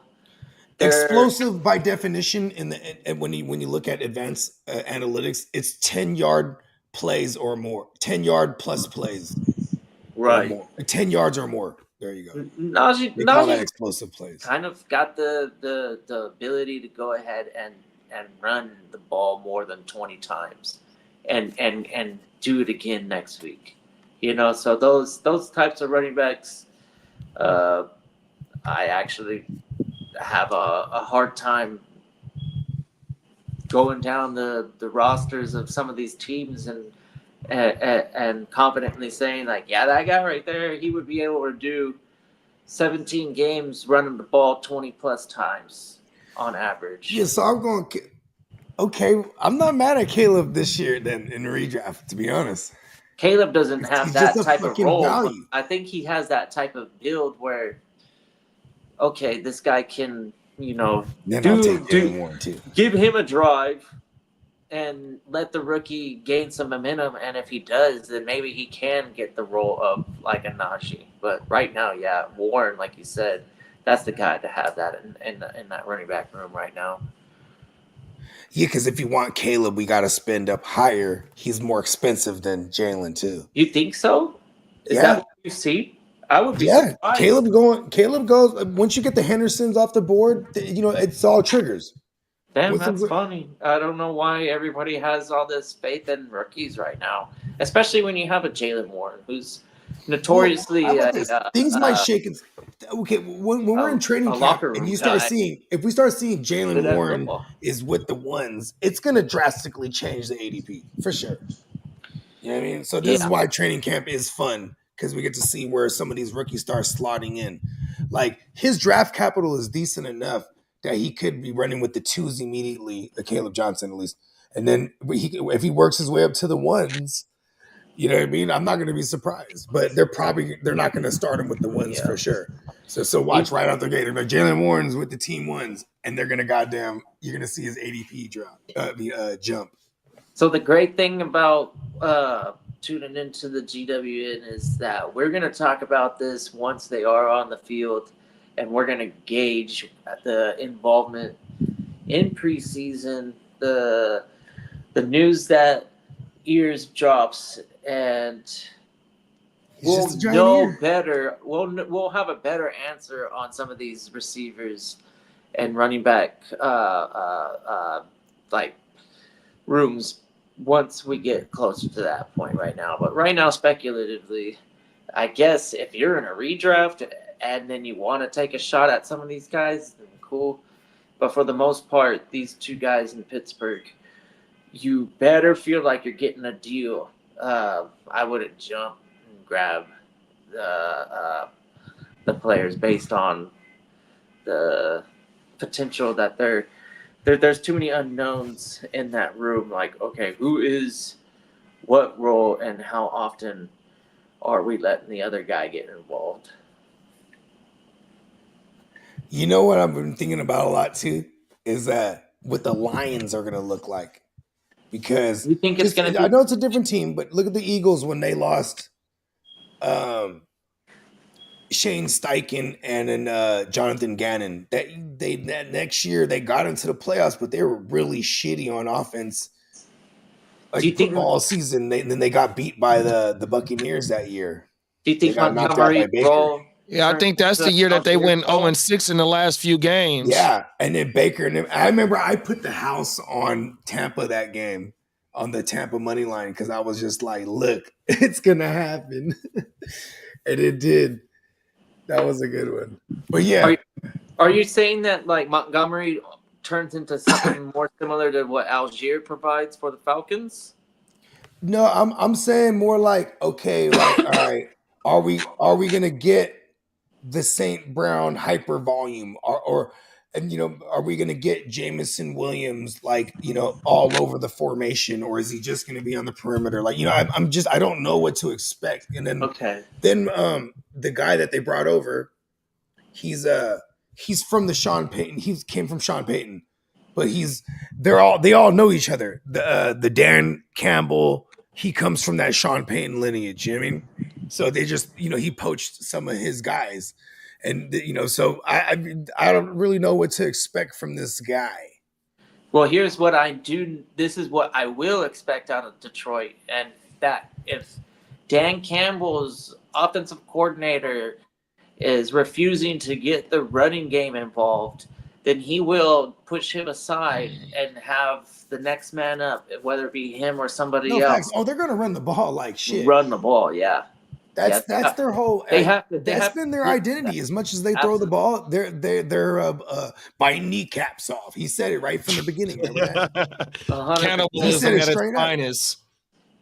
That team in general, though, I do think that fantasy managers should consider most of the Lions' weapons as viable targets in your drafts. Fuck it, I'm Sam Gang stacking them.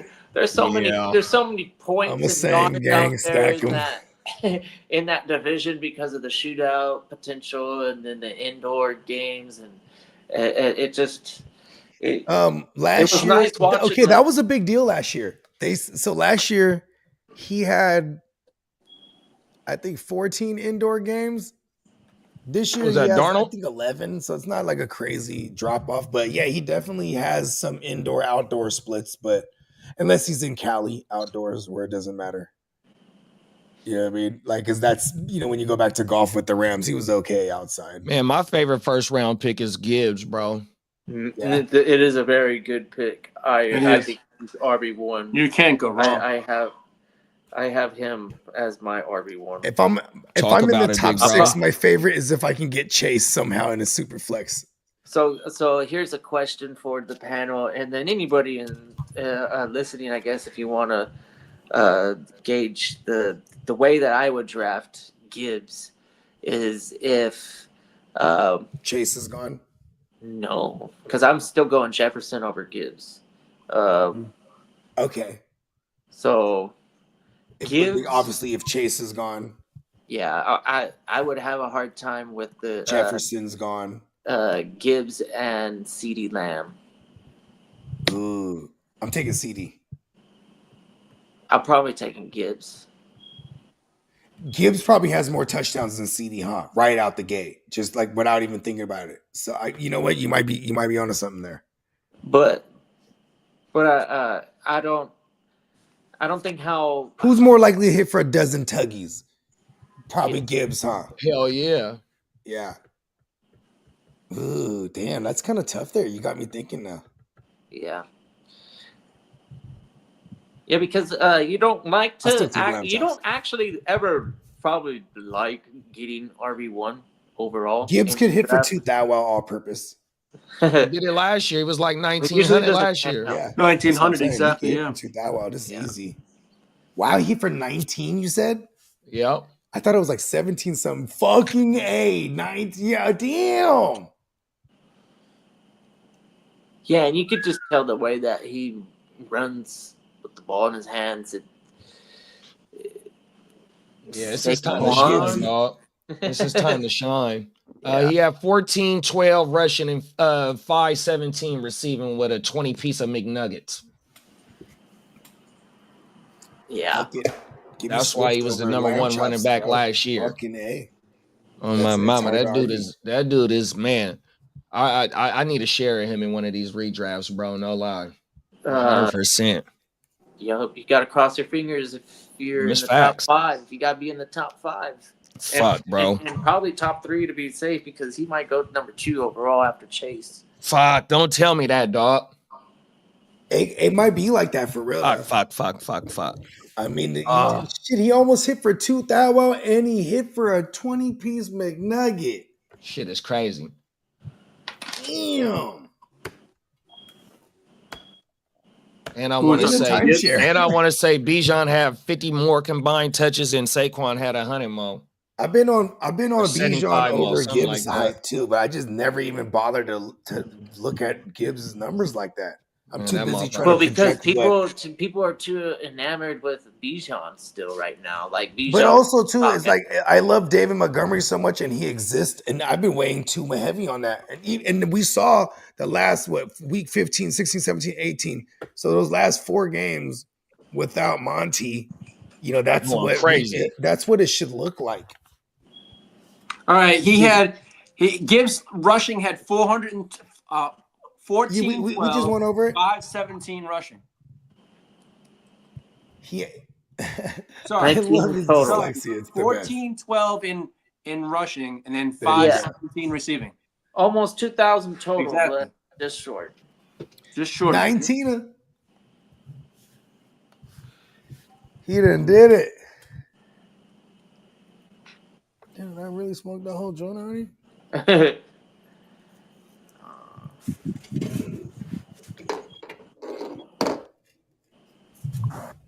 So he was Yeah, 71 bro. yards away. I learned something today that the cannabis is a one of those called a drought friendly plant where Yep. you don't need to give it a whole bunch of water all the time, and It just needs what it needs. you know. Hey, you know what, kiddo? So at my job, that's what they're transitioning to because of the drought. So they need to put them motherfucking plants in there too. Let's go. Yeah. Really? Yeah, as See, long here's as the we thing, got too. people. That's why you trimming clip the them, leaves, though, too. Yep, that's why we got to clip. You got to trim them Because and clip them. because them leaves are gonna take all that water. You don't need them to take in all that water, so you cut all the extra miscellaneous leaves. You know what I mean? Talk about it. And there's no purpose. Like we don't really need mother plants like that. You need no the longer, buds to get all the water and shit. right? We don't need to like have a mother and clone her. And we got seeds everywhere. We just start fresh and have the best of the best. Ugh. I'm gonna write a story about like this planet that You exploded. know, homeless, when we be busting down they homeless camps, them motherfuckers be growing outdoor at they motherfucking camps. Well, yeah, they clone them bitches. They You don't know be what I mean? playing. Hell yeah, they go okay. And they scour and they go, oh hell yeah, I got a seed in this pack. You like- ain't lying. Go get a goddamn seat because see that's the thing too. Is like man, that's how the strain wars became about. Yeah. You know what I mean? With the seeds? Yeah. Now we're in genetic wars now. Yeah, but it's got to We're in breed. genetic wars So where it's sometimes, like, oh, okay, so what's the genetics in this one? And it'd be like 5-6 different strains in this motherfucker. You're like, oh shit. That's crazy. Yeah, like that finally. That finally. It's a whole recipe right there. You know what I mean? Yeah, I wish I had that finally right now. Or maybe not wish. Scientific shit. Yeah, real scientifical. What is that? Astronomical, let's play some dominoes. yeah, to be Oh, I honest. know they want drama though. Hey, Big Bro Clock said, my wide receiver predictive model I created, my own explosive score. Oh, that's federal because Yeah. Okay. yeah, on the So, like, fucking on the 10 fucking yards, it what's does the name of matter. the shit that I use? Player profile. They have Yeah, a 20 explosive plus. rating. Is it 20 plus in the NFL? The actual because I know they keep a stat.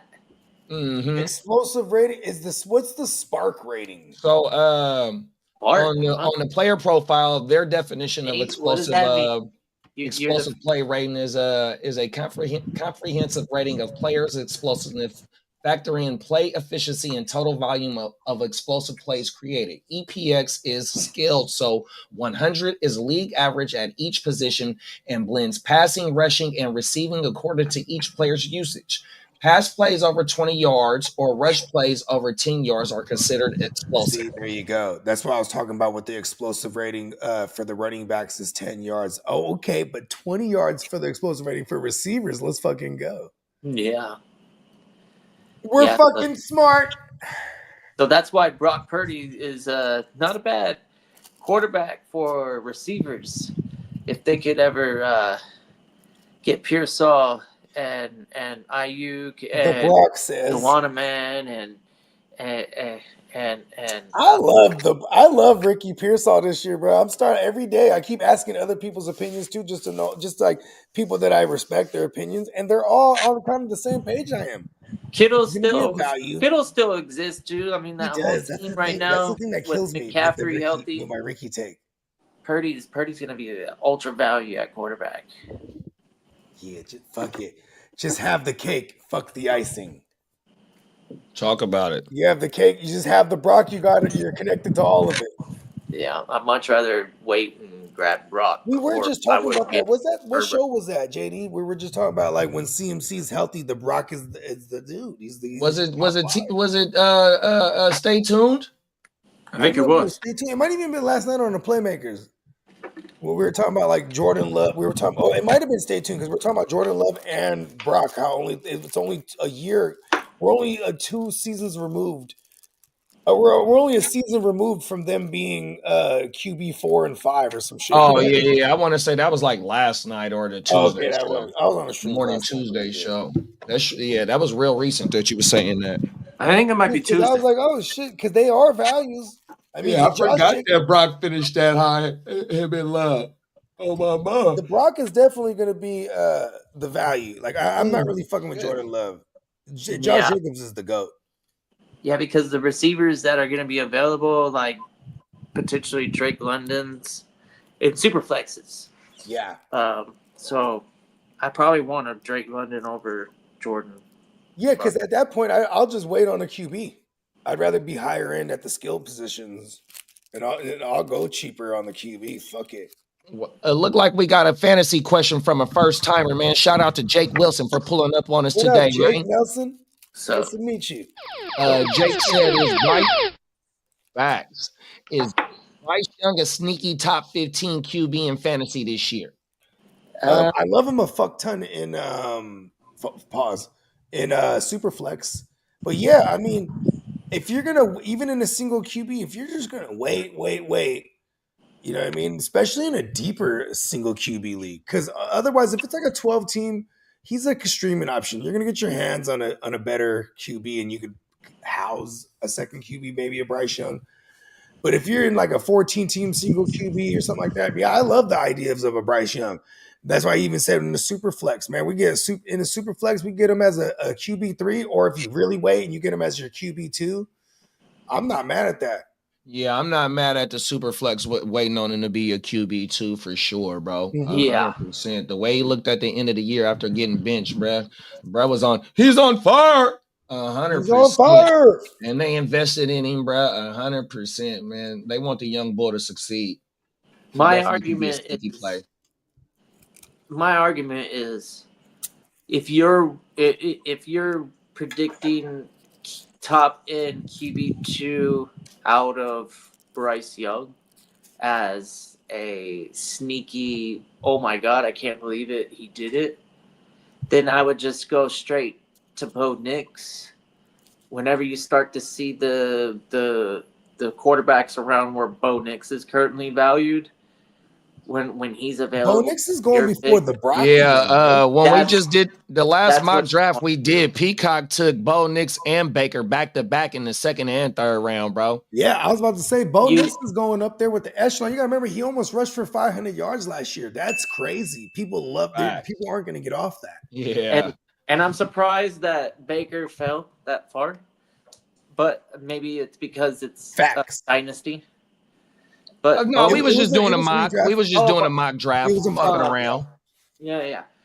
But either way, both of those guys are nice examples of quarterbacks that if you're relying on a quarterback to a high end QB2 finish from your quarterback position, then I'm not letting Bo Nix and Baker Mayfield and those types of quarterbacks slip and miss out on those. How many Let's let's look at I Bryce can Young. confidently say that's like their floor. Can you know? you pull up Bryce Young, JD? You want to do a little Last year? bit better than QB 15, in my opinion. I was about to say, because let's just ballpark this. If he's 4,000 yards passing and like 18 passing tugs, that's probably like not 15 No, Maybe the yards will get him up around we're that talking like 9, 8, 9. The ceiling is high for the two quarterbacks that I've mentioned over Bryce Oh, Young. I thought you were talking about Bryce Oh Young. yeah, I'm for talking about sure. Bryce Bryce Young. Young, Yeah, I he got ain't Bryce really Young. getting, that's why I like the guys that if you wanna build your team around a quarterback that finishes as a QB2, high end QB2, I would just take the guy that you're confident that has a I would floor take Dak. QB2. I'll just take Dak in that range. Yeah, Oh yeah, I'm Dak, definitely taking Dak over Bryce Yeah, Young. like That's Yeah. facts. Stafford. 100%. Yeah, You definitely. know, like I think, but if you're in a deeper league and it happens to fall that way, I'd even take JJ over Bryce Young. I'll roll the dice that way. I'm just, you know what I mean?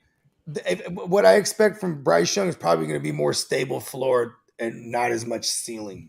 You know what I mean? So yeah, ultimately to answer, we took the long route. To answer the question, I think like Yeah. his ceiling is QB 15, 16 maybe. That's his ceiling. Yeah. Because I think they're going to get a fuck ton of rushing touchdowns too. You know what I mean? Like they're just going to pound it in there with Chuba and company as much as possible. Yeah. Hey, big bro Jake said, appreciate it, fellas. Last question. Y'all taking Drake London or the Scottish Lad? Both No, going near each other. we're going Drizzy all day. Yeah. London Bridges, baby. They're, Yeah, the Scottish lad, or we're talking about the laddie, McConkey. Yeah, Lottie He's talking McConkey. about Oh yeah, I'll take Yeah. London. I'm taking London still. No, I'm going Lottie. I'm going with the laddie. Give me the laddie.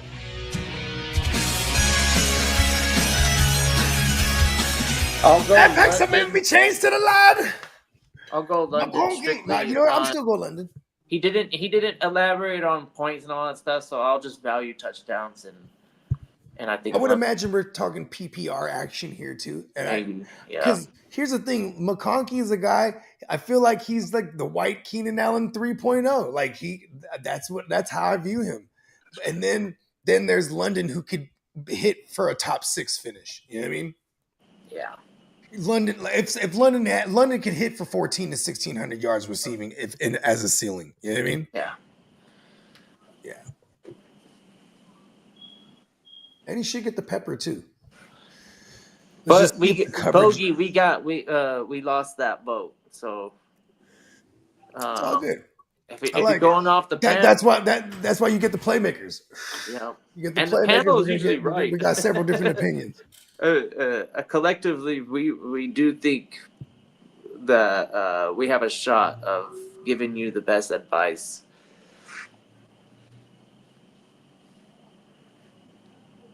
Talk about it, bruh. Shout out to Jake, man. Good looking for pulling up on us this morning, big bro. Hopefully you lock in with us, man, because once the season kick up, man, we, Sundays we getting it in, Thursday nights we getting it in, Monday nights we getting it in. We do multiple regular shows for waiver wire, you know what I mean? Multiple shows during the season, man. We be kicking it on this motherfucker for good looking for pulling up, big bro.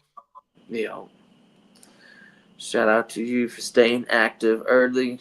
100%. That's how you get that advantage. Luck is really, it does exist, but I've been in so many leagues over the years, and it's consistently the best man won, and that's how it is in these competitive leagues. Every once in a while, somebody will sneak in and get that lucky playoff run, and I may have been a manager that's had a playoff like that. Maybe not winning, but I think I've had one team. No, yeah, actually last season I had a team that squeaked in with like almost a 500 record, and I was like, this team's not that good. But I set up the best lineups that I could, and turns out I win the league. I'm like, okay, well. Talk about it. But yeah, in terms of a season long to get to the playoffs, I like London. It's the touchdown upside.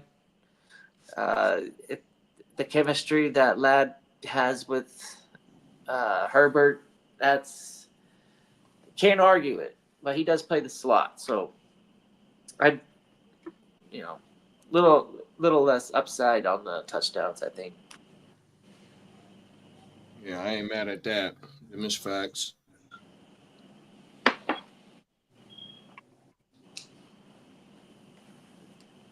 Yeah. Oh, sweet God. I know I got a lot of trade offers, and I've looked at them. It's hard for me to come to a conclusion on where I value some of my players, and primarily it's my team. I know they're not all perfect, and I could improve my team by making some moves, but at the moment it's there's too many question marks, and I'd like to see some questions answered before I start valuing some of the uh, middle round guys that are on my dynasties. But yeah, I I just want to let everybody know that if you're sending me offers and I'm not wheeling and dealing, and I didn't close it, if you want, just leave it open. And I promise I'm not a guy that's gonna take advantage of you if somebody gets hurt or whatever. I know that I would never live it down because of the fact that I get to talk to you guys so often. It would be ridiculous for me to do that to a league. So I wouldn't operate like that. But some of these guys that I have are there's too many questions that I have that I just need some answers just on my end. On your roster, there's plenty of guys that I would wheel and deal with, but the value is just speculative. I want some more concrete answers with some of these guys. Hey, Carl said if Baker was out for the season, would you have more faith in Kyle Trask or Bryce Young? Shout out to Bryce Young, man. I really did see the improvement, just like most of the audience, if they were paying attention. Yeah, the Panthers were really competitive. They lost a lot. Don't get me wrong, but I want to say sometimes they would get into the fourth quarter and it would be like a one-score game, and that was probably more often than not. And that doesn't mean the team was good. I'm not saying that they were good or they're ready to make that real big jump to being a NFC champion or anything, but I still think that the fight in them as a unit is intriguing, and if this addition wide receiver if Tet can be anything like how he is occasionally at Arizona, I'll say that Bryce Young has that upside of how we were talking about QB2, like the top end QB2s. Almost borderline QB1s, but not quite because there's other guys that just play better. But in the Superflex, Bryce Young, I'd be fine with that because you're getting them at a deal. Right. It's facts. How you feel about Jake's? Jake got a personal bet going with one of his peoples that the Panthers has a better record than the Patriots. What y'all think? I'm going Patriots. Yeah, that defense. Mike Vrabel. I'm What's the gonna go with schedule? the Actually, let's look at the schedule. I'm gonna go with the quarterback play and the receiver. Sorry, Drake May. Mike Vrabel is a winner, bro. Hey, remember, we're only like 2 seasons. I'm not knocking Bryce Young and the Carolina Panthers, Panthers, but I just have a little more faith in the Patriots. I think they could be a wild card. And then Jake said Carolina took both Super Bowl teams to the wire towards the end of the year. Yeah, see, that's what I'm saying. They were very competitive. Actually, there was a stretch that they were beating anybody. And a big part of that was the run game. What do you think the Panthers get 8 wins? Do you think they get 8 wins? Evan, what are you thinking here? No. Oh, this season. Okay. Mm-hmm. No. I think See what I'm saying? I got them at maybe. I think Vrabel 6. just being able to Vrabel's gonna be able to get that defense clicking, bro. And like just depending on the Oh, schedule, they might be able to rattle off like 6 wins. Vegas I has think the they might Patriots at push. 8.5. They might push here, bro. My bad. I thought you said. I don't know why I was thinking Panthers. I had 6 wins for the Panthers. You know, I was being like generous. Yeah, and that was me being generous with New England too. I'm giving them 6 wins. I think they could push. Yeah, I think New Hey, England- Peacock got the odds up right now. we can get 7. I think it would be at 7.5 for me. So It's 8.5. Vegas has 8.5 for New 8.5. England and Okay. 7.5 for Carolina. Oh, we're gonna take the under in Vegas. So we're New England. Actually, shit, man. 8.5. Oh, they I think it's more likely bet the that Patriots under, do bro. that than I like that the New England Panthers. under. Yeah, I'm taking the Patriots over the Panthers on those bets. I don't think the Panthers are going to win 7 times. Maybe, but jeez, I just don't see it. We should look at the schedule. What's the Patriots schedule look like? The Patriots. Well, it's the last place schedule. Yeah, but they're still playing. They still play the Dolphins twice, which I think they could split with, maybe even beat twice. They probably could beat the Jets twice. Then they probably lose twice to the Bills, right? That's 4 wins right there. All right, I have the schedule right in front of me. Go ahead, rattle it off. All right, you have let's see. They start off against the Raiders What? at home. Then they go to Miami. Hold on. The Raiders. Who do you think? Raiders. Patriots. Raiders. Okay. Week 2. Then they got at Miami, which is always a tough place to play. Okay, listen. They're beating Miami. Then they face Pittsburgh week 3 at home. They lose to Pittsburgh. Then they face week 4. Okay, hold on, Peter. You like them to win Pittsburgh? Yeah. Okay, they win in Pittsburgh. Okay, Carolina at home. Week 4. That's 2 wins. Buffalo, where are we, week 4 now? Buffalo, After the Steelers. Week 5. Okay, week 5. At Buffalo. Yeah. Then they're at the Saints week 6. W. At Tennessee Titans week 7. W. Revenge game. Then Revenge game, Mike Vrabel. Then they're at home week 8 to Cleveland. W. Okay, Then 1, 2, they're 3. That's 7. Okay, we got them at 6 wins so far. Yeah. Then they go. Losses? Then they have. I think this is the winning team so far. Bro, I'm taking the Patriots at the over. They still got. They play the Giants. They play the. Oh my God, we're going twice. over. Yeah. They play the Giants. They play the Jets 2 more That's what I'm times. Yeah, saying. give me the Patriots over. I'm doing both of these bets actually. I'm going Panthers under and Patriots over. I'm taking both of these bets. Okay, someone write that down in Vegas. Someone write that down for Vegas. I'll do it right now. What are we doing here? We're taking We're the gonna under on ignorantly the, bet a bunch of the these over over on the out there. Like we So could all under throw on the $5 Panthers? or something. Just Yeah, whatever. Fucking gang bets. Yeah, whatever it is, 6.5, 7.5, whatever they were saying, all that stuff doesn't matter to me. I just And what over on the pass? Because I like Mike Vrabel. Mike Vrabel's one of those motherfuckers, like, you know what I mean? Like he'll like take a place of like one of his linebackers if they're hurt. Like, fuck it, let me get in there. Yep.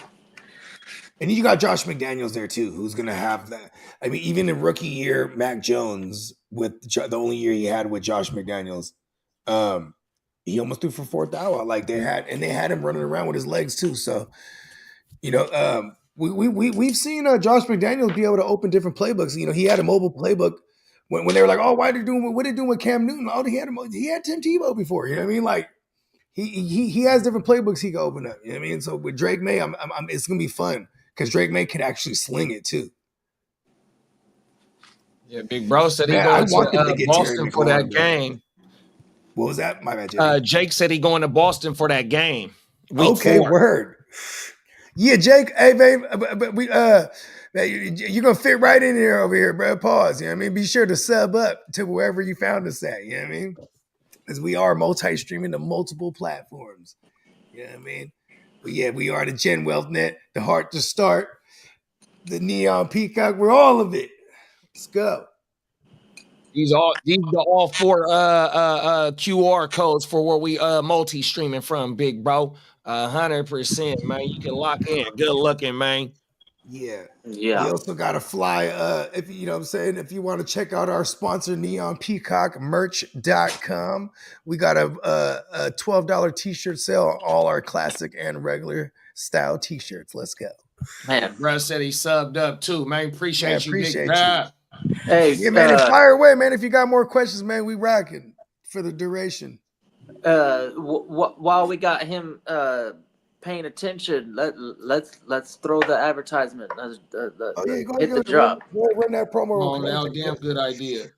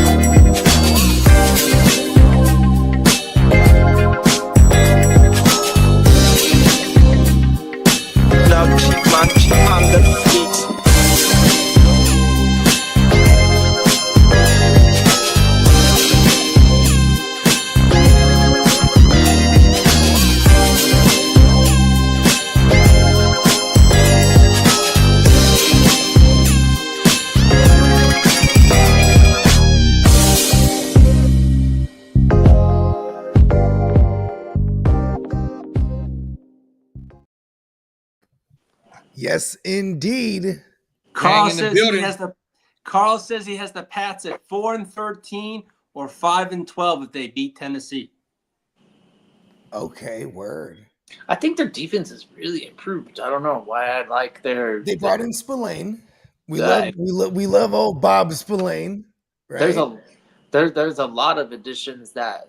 I told my buddies I see. They brought in my man Harold Landry. He's a Mike Vrabel guy. He drafted him to the Titans, and Harold Landry was firing right out the gate, but then he tore his ACL, and then when he came back, he was tearing shit up again. So I'm glad to see him back with Vrabel over there in a much needed spot. Remember, Matthew Judon was filling that spot for a couple years there.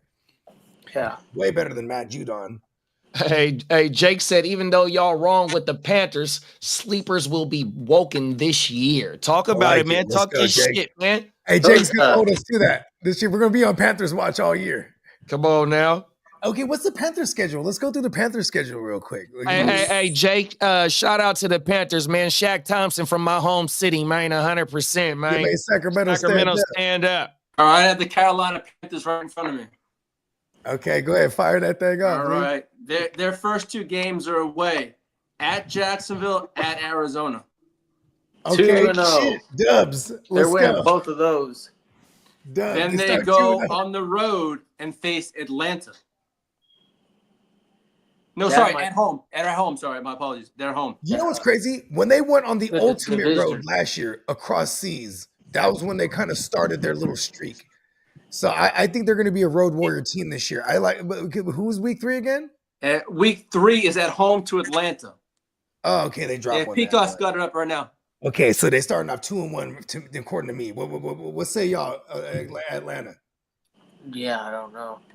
Okay. Division games is tough. Yeah, division is really tough because I'll say they split. I'll say they go on the road and beat Atlanta though later on in the schedule. I'm gonna have them split with Atlanta in my version. And then they got New England away week 4. And Jake just said the same thing you said last night, Bogey. They got a good he said they got a top paid O-line. Got some good rookies from the draft for defense. Top D lineman back to Bruce, more confident with the new WR1. Yeah, year two in the system is big too. Continuity is very important. Yeah, I was giving up Carolina for the most part. Hey, I'm just like, this is why we're going through the schedules. We get a real gauge here. Okay, who we got? Was it 4 now? Hey, you could literally take that sentence and turn it from Carolina to Atlanta. Mm-hmm. Facts. There's a lot to compare. There's parallels here. Similar for me. What separates the Falcons from the Panthers right now. Why I think the Falcons are It's the coaching to me. Yeah, they know that there's open division to be had, and I feel like they're going to be better prepared at. Is it the Bucks? Is it just the Bucks division to lose? It is. Yeah, open, it is. But I'm with you. But most people are just gonna be like, it's the Bucks to lose. I'm not ready to I wouldn't agree declare with them that, Bogey, because one of your main points about the Bucks and Baker doing so much is because of they secondary. Is they secondary shored up? Is the front seven shored up in Tampa? No, I mean, they brought in Hassan they're Reddick. getting. They have they let go of. I guess it's just Hassan Reddick, Logan Hall. They have the rookie David Walker up front. Their DTs are still good. They have my man from shout out to the South Bay, Mopitas, Vita Vea. Then they got the Cansey in year 2. He was kind of nasty last year. And then their linebackers are all sus too, though. But they have some guys that can step up, like Dennis. Dennis can step up. But the defensive backs, they could get burnt. They're susceptible. You have Winfield back and paired up with it's Winfield, Jordan. It's Winfield, Jordan. What's the other guy? Whitehead, and then they have the nickel, who this nickel / linebacker, Tyke. Well, you're talking about the middle of the field. Tyke Smith. The number one receiver. If they're corners, I couldn't tell you one corner they have. Right? The number one receivers eat against the Tampa Bay Bucks all the time. And that was the big Slick Rick outing last year. So everyone they got a weakness. That's why probably it correlated with Baker throwing a fuck ton, and this was the last 2 years theme. You know, their safeties are gonna kill it, but then like their corners, they give it up. Like I couldn't even tell you who their corners are right now. I know they drafted one. Like who are their corners right now? Carl said New England 6-2 after 8 games. Okay, he's a hater. He said after 8 games. That was pretty much where we had it. No, but he's laughing at it. He don't think that shit gonna happen. Yeah, because he got him as a 4-win team on the season. I'm betting the over.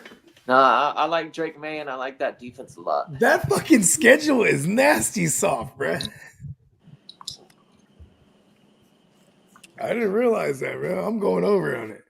Carl is a gambling man too. That's why he's like, ha, rookie gamblers.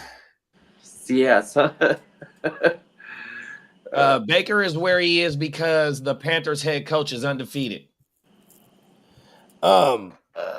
Yeah, Baker definitely got his resurgence with Canales, and then after Canales got his gig, they brought in Cohen, and now Liam Cohen's getting his gig elsewhere, and they're hired from within again, or not with again. They're hiring from within this time, so we'll see. You know what I mean? I still think that defense is going to give up mad booty, and every quarterback's allowed to have a bad game, and I do know that we had some bad ones from Baker, but he also had those typical, like, in the season, still finished as a QB1, you know. I want to say that he averaged 20 points per game. I want to say Baker averaged at least 20 points per game, dog. NFC South, you're like, I hate Baker. Baker was like, I'm going to go over there where Brady left. Hey, I can't stand the Baker slander, bro. Oh, my Me neither. No, I love Baker. But I've always loved Baker. Even with the Browns, I couldn't stand it when they had Stefanski. I was like, oh, they're going to make him a play. Actually, I'm lying. I remember this. Check this out, JD. Remember when we always did bold prediction episodes?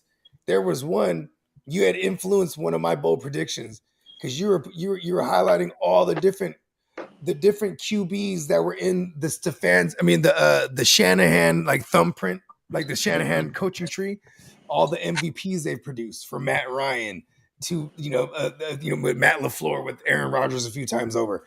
So then one of my bold predictions that year, I was like, Stefanski's part of that tree, Baker Mayfield, and then he got the fucking collarbone that year or whatever it was. Oh shit! They had to duct tape his shoulder or whatever the fuck. Remember that? Come on now. It was the year after he just got into the playoffs and beat the Steelers too. Baker used to sling it till he got Stefanski, and then they was like, all right, we're gonna run even more. I got Aaron Rodgers both years. He fucked his shoulder up. 2013. I like the and way that this 2017. graphic is. This graphic is nice. The two Was colors. it 2017 or 16 for the second Aaron Rodgers year? Fuck, I forgot. 15 or 16, I think. Can't believe we're gonna get 2 buys pretty soon. 20 game schedule. That's Huh, gonna be big really bro? interesting for our fantasy teams, having players that have 2 buys. I love it actually because I like when things get more complicated because then you start seeing the ones they go, I don't even like it like this, and those guys are gonna die. You know what's You know what gonna I mean? happen? You're gonna be like, God damn it, Gibbs is sitting with fucking London, and then fucking all of a sudden Gibbs is sitting with goddamn. Hey, I don't. Okay, do you ever Puka. draft and redraft looking at bye weeks? I don't in ever the look same at season? bye weeks. That's what's gonna suck. Is You're gonna have 2 bye weeks of this motherfucking now. You know what I mean?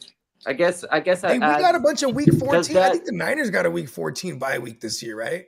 Check Yep, this out. Does they that do. Like elevate- this suck. The week 14 buys suck in a week 15 playoff era. Yeah, that shit is terrible, bro. You I ain't don't know, lying. but does the extra buy elevate the potential of having too many players on your buy on your team during the draft? I mean, does that become an people got to actual- start expanding benches at that point. I know a lot You of what I people mean? already have that as a philosophy where they won't draft a bunch of players that are on the same bye week, right? So Those are I stupid people. gotta imagine that there's got to be a little bit more. Those people estupido. You know what I would do? I think so. I would too, even go but as far when as you get drafting too all low- players that have the same bye weeks. That way, I can just get it all out the way. But then there would be 2 weeks that they would just Fuck you know- it. But see, that's the thing too. Is are we gonna have a standard? Are we gonna have a standard as far as weeks between bye weeks? So, because now that if we're going to get into the realm of having 2 bye weeks, are we going to get it to be like, all right, it needs to be within 5 weeks distance within each other? Well, that's Or- the, right. That's Because the what if advantage- your team you have an early bye week, then you have a very late one, right? That's You the know what I mean? Or- advantage you and then weigh the with closest a, it could be is 5 weeks within a time. So a then you'd more have the shitty teams well-rounded- would always be like, you'd have like the Chargers or the Jets. Or I guess the Chargers are better now, but the Jets would be like a team that for sure would be like, all right, they have their fucking, they have a Thursday night game, and then they go on their bye week, and then they fucking come back for 5 weeks and have a bye week. The traveling teams, the traveling teams, they even stopped giving. We're about 4 years now where they stopped giving the London teams an immediate bye week after. They're like, "Fuck it, you're going back to America right away." Yeah. You know what I mean? They're not. They've been changing. It's a work in progress. Maybe But that's when maybe you that's add a power week move. of football. So in this case, we're gonna have 20 weeks of football if you have 2 bye weeks, right? We have one right now in a 17-week season. We have 1 bye week, and we have 18 weeks of football, right? So we're gonna get 20 weeks, right? If you're gonna add an extra bye week, so you're adding 2 more additional weeks of football. Every time you add a week of football, it's billions of dollars. Oh, for sure. Billions. Billions. Yeah, I'm not So blaming them for doing it. Hey, what do you think comes first? Adding more teams or the 20-game schedule? 20 games. I think the 20-game schedule. Yeah, the adding more teams thing. That's more is, complicated. You got to Because like, okay, You how gotta about this? realign Okay, division. what you got to markets do where are we gonna go? Like, are we gonna give Nebraska their very first team ever? Year, I think. Like, where would we add these? Are we gonna give Hawaii a team? Like, where would we add these teams? London, obviously. They're the Jags. Where you gonna maybe you move the Jags to London and you add in a new Florida team. You know, like I'm you know, because the math has to math, right? What do you got to add? You got to add 2 then, right? One on each conference. Yeah, I don't know how that would work. so. I think 32 is nice and snug. I think there's not enough quarterbacks to Facts. justify. They say if they want to expand, it's going to be to Europe, though. Those teams will go to Europe. Yeah. Is that right? So you have a London Yeah. team. They talked up London. Or you would have Mexico City. you would have an NFC and an AFC London team or Europe team. So But, no, we take okay. the Here's Cardinals, the team. the They Chargers, announced- the Jaguars, and then It's funny Seahawks. because they're so gonna do the Jaguars. But there's three No, just places in the United the States. Seahawks. Hey, It's- Con would do that too. That owner it's- is about like being the guy somewhere. Yeah. It's San Antonio, Chargers need St. to go. Louis, and Portland are the three areas they want to go to. Ooh, go back to St. Louis. Nah. Portland why? is interesting. Portland's interesting because then now you could have more West Coast bound travels. That we're all about that in the NFL. Are they talking about Portland, Maine? No, I think they're talking about Portland, Maine. Maine? Not Yeah. Portland, Oregon. Isn't there more people in Los Angeles? I would think it'd be better in Oregon, but don't you have the? I don't know, but San Antonio seems more realistic, yeah, even though the Texas team. I guess that doesn't. But Green Bay has a history, so I find it hard to believe that Maine would ever sustain an NFL team.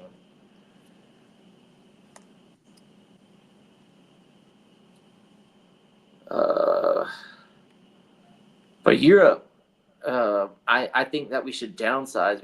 We should take 4 teams: Cardinals, Chargers, Jaguars, take your And Jets. then- It might be easier.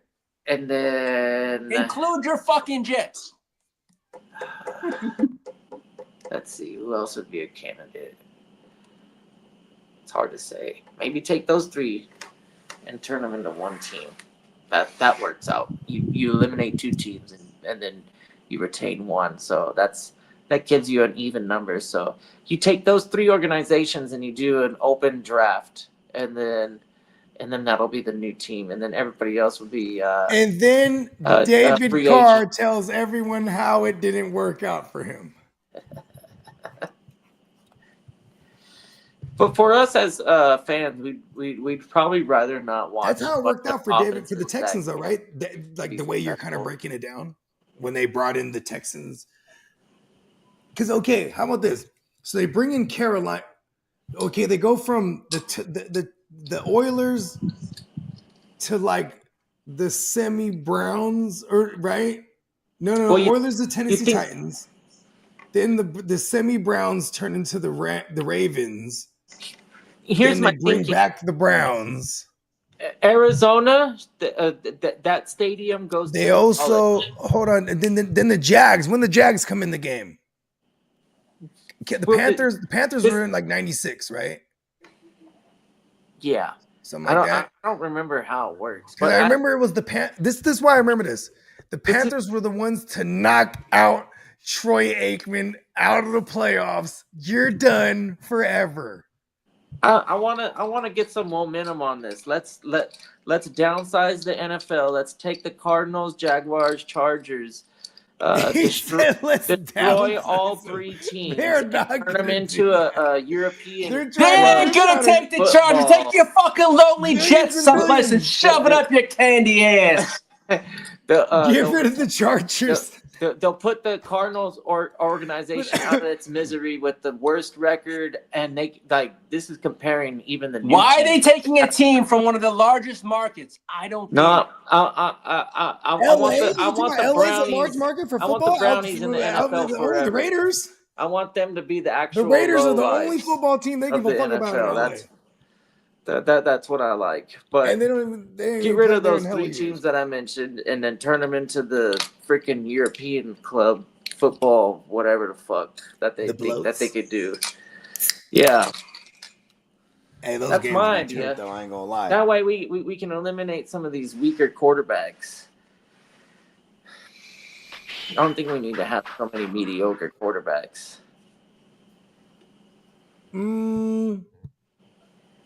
Because we're talking about Joe Flacco starting in the NFL still. Like, come on, man.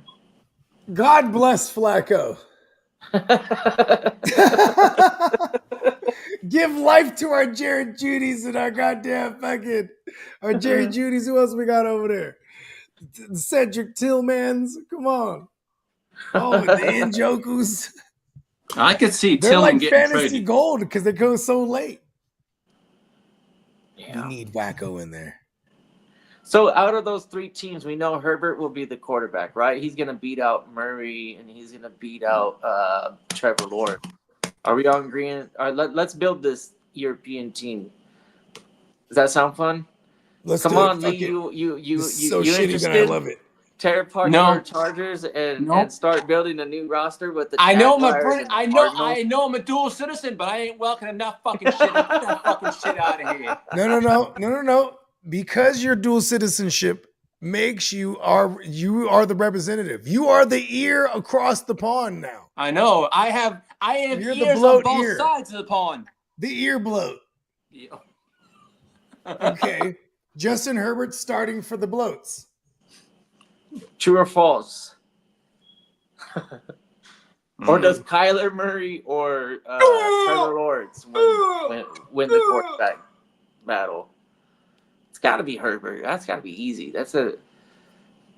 Herbert maybe- totally beats out Lawrence and Kyler Murray. Yeah, not even. There's no doubt in my mind. Oh, we got the lad.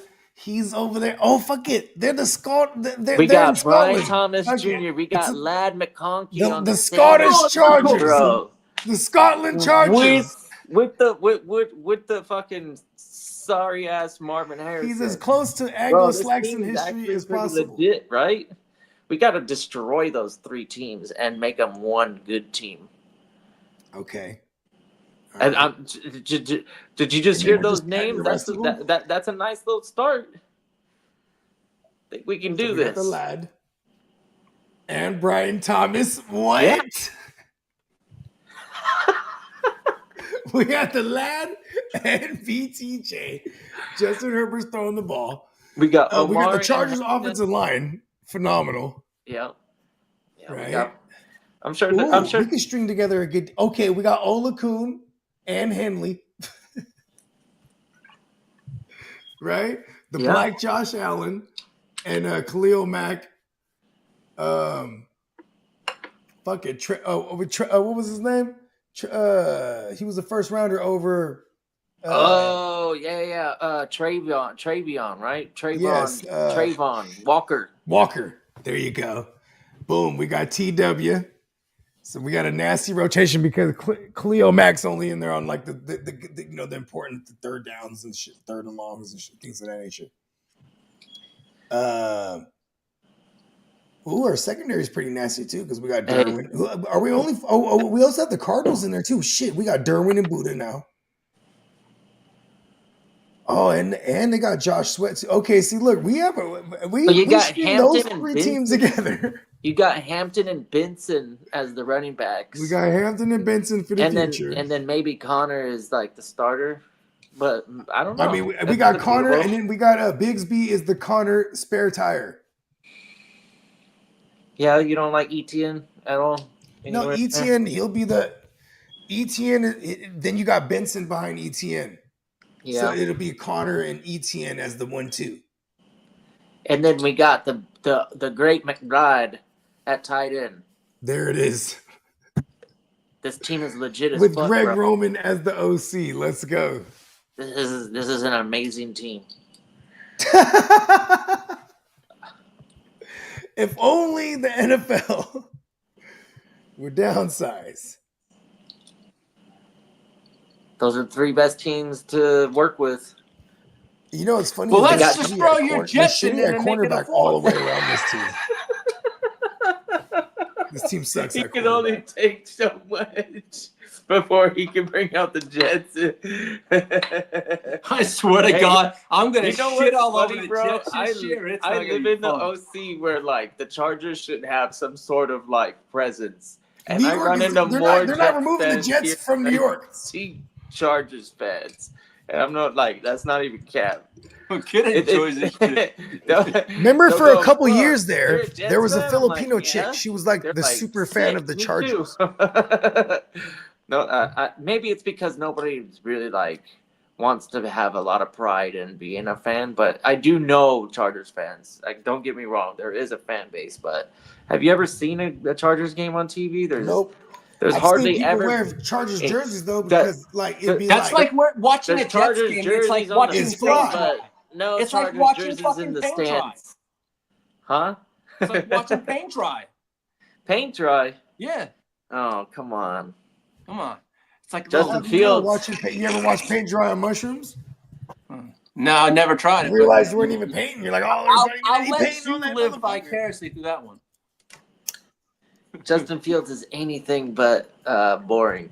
He might not be the best quarterback, He's electric. but yeah, He's very instinctive, but he's not. He doesn't really have the smarts. It's he's all got instinct. he's got you at the edge of the seat. You're like, Only you know fuck what's is gonna crazy? He happen scored next? hella high on that Wonderlic. Is that what they call it? Oh, the processing. I guess. Yeah, Yeah, yes. the Wonderlic, whatever the fuck. That was the knock on fucking help me out here in Houston. Stroud. Which was bullshit. He scored obviously. low on the Wonderlic or whatever. Yeah. And then he goes out there and has only been in the playoffs every year of his career so far. I still like that Couple idea playoff that wins under his belt. Stroud and Fields have a playoff matchup, or Herbert's not a bad opponent to go up against, but whatever. That's a secondary. That's a consolation type pick. And I agree with Peacock. California has too many teams, especially in this region where there's already two teams that are. We got rid of the Raiders. The number one team is the Raiders. That's the team that probably would. They got most voted successful out here. and then the Chargers. They got voted out of the fucking city. They're like, get rid of them. Well, you don't want to stay. I don't. He's like, what do you mean? You quit? You're fired. Yeah, but I think this Raiders team can actually build a facility on their own, or at least most of it. Or did Vegas? They have a historic fan base. Did Vegas shell out a bunch of money for that stadium, or what was the stadium deal like? That stadium immediately made all the rates just in the hotels. Everything went higher. So that's how they tax for the stadium. Isn't it one of the lower tax states to begin with? So building it there was probably key too. That was probably part of it. You know what I mean? Yeah, because I don't remember that I don't remember that Davis family being a wealthy owner. Well, here's the thing. So that stadium, SoFi, that agreement. So Al Davis, him and the owner of the St. Louis Rams at the time, right? They had an agreement that this dude's gonna front the money up, and then he'll be the other second. The Raiders will be the other team in there with the Rams. So this was like a 20-year plan. So everything goes accordingly. But in the meantime, Al Davis starts getting disgruntled with his part of the deal. So he started trying to do this Vegas thing. You know what I mean? Then he even went about trying to do his own thing in LA, and that wasn't going to happen. You know what I mean? Because like that was the whole part of him fronting the money to begin with, is like to go to Inglewood and be like, we're buying this land right here. You know what I mean? So that dude, he had that land for 10 years before they even started building. You know what I mean? Yeah. And as legend has it. And then in that time too, 2013, rest in peace, Al Davis passes away. I think it was 2013. And then and then Mark Davis, it was his whole thing. Oh, it was my dad's dream to go to Vegas. And no, it's not. It's because you were getting pushed out of LA and every other they didn't want to, you know what I mean? That's why the Chargers were the other team. They were like, all right, fuck it. Bring the Chargers over here. And then quickly the Raiders was like, all right, we have no other option but to go to Vegas. You know what I mean? Because remember the Vegas, the LA teams were announced in 2017. SoFi was done by 2020, right? So you had both the Chargers and the Rams were playing in whatever soccer stadiums or whatever the fuck it was. You know what I mean? Yeah. And they're playing in who were the Rams playing? Were the Rams playing in SC? SEC? And then the Chargers. What's that shit called in LA? The Trojans? And the Chargers are playing in Carson. Yeah. Carson, yeah. Yeah, the Chargers were playing in Carson in that fucking the soccer LA stadium. Galaxy. In the damn fucking soccer stadium. That's so funny. Yeah. They couldn't even do well there. That's funny. Yeah, and then in true football fashion, it's like, okay, here's 20. you're opening up in SoFi, and in 2020 you're like, boom, let's go get Justin Herbert because you need a draw. You know, conspiracy theory bogey says in that year, what was it when the Rams playing the Saints? They needed the Rams to get into that Super Bowl so bad, somehow, some way, because that they're about to open up that SoFi. They needed that Rams team to be some kind of draw. You know what I mean? Yeah. That's what I always thought. That's how I felt because it was a blatant. Like we were about to get Drew Brees, Tom Brady in the Super Bowl, and they're like, "No, we need SoFi to happen."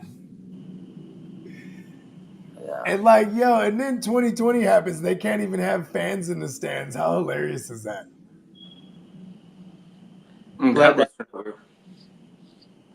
Yeah, it's kind of ironic.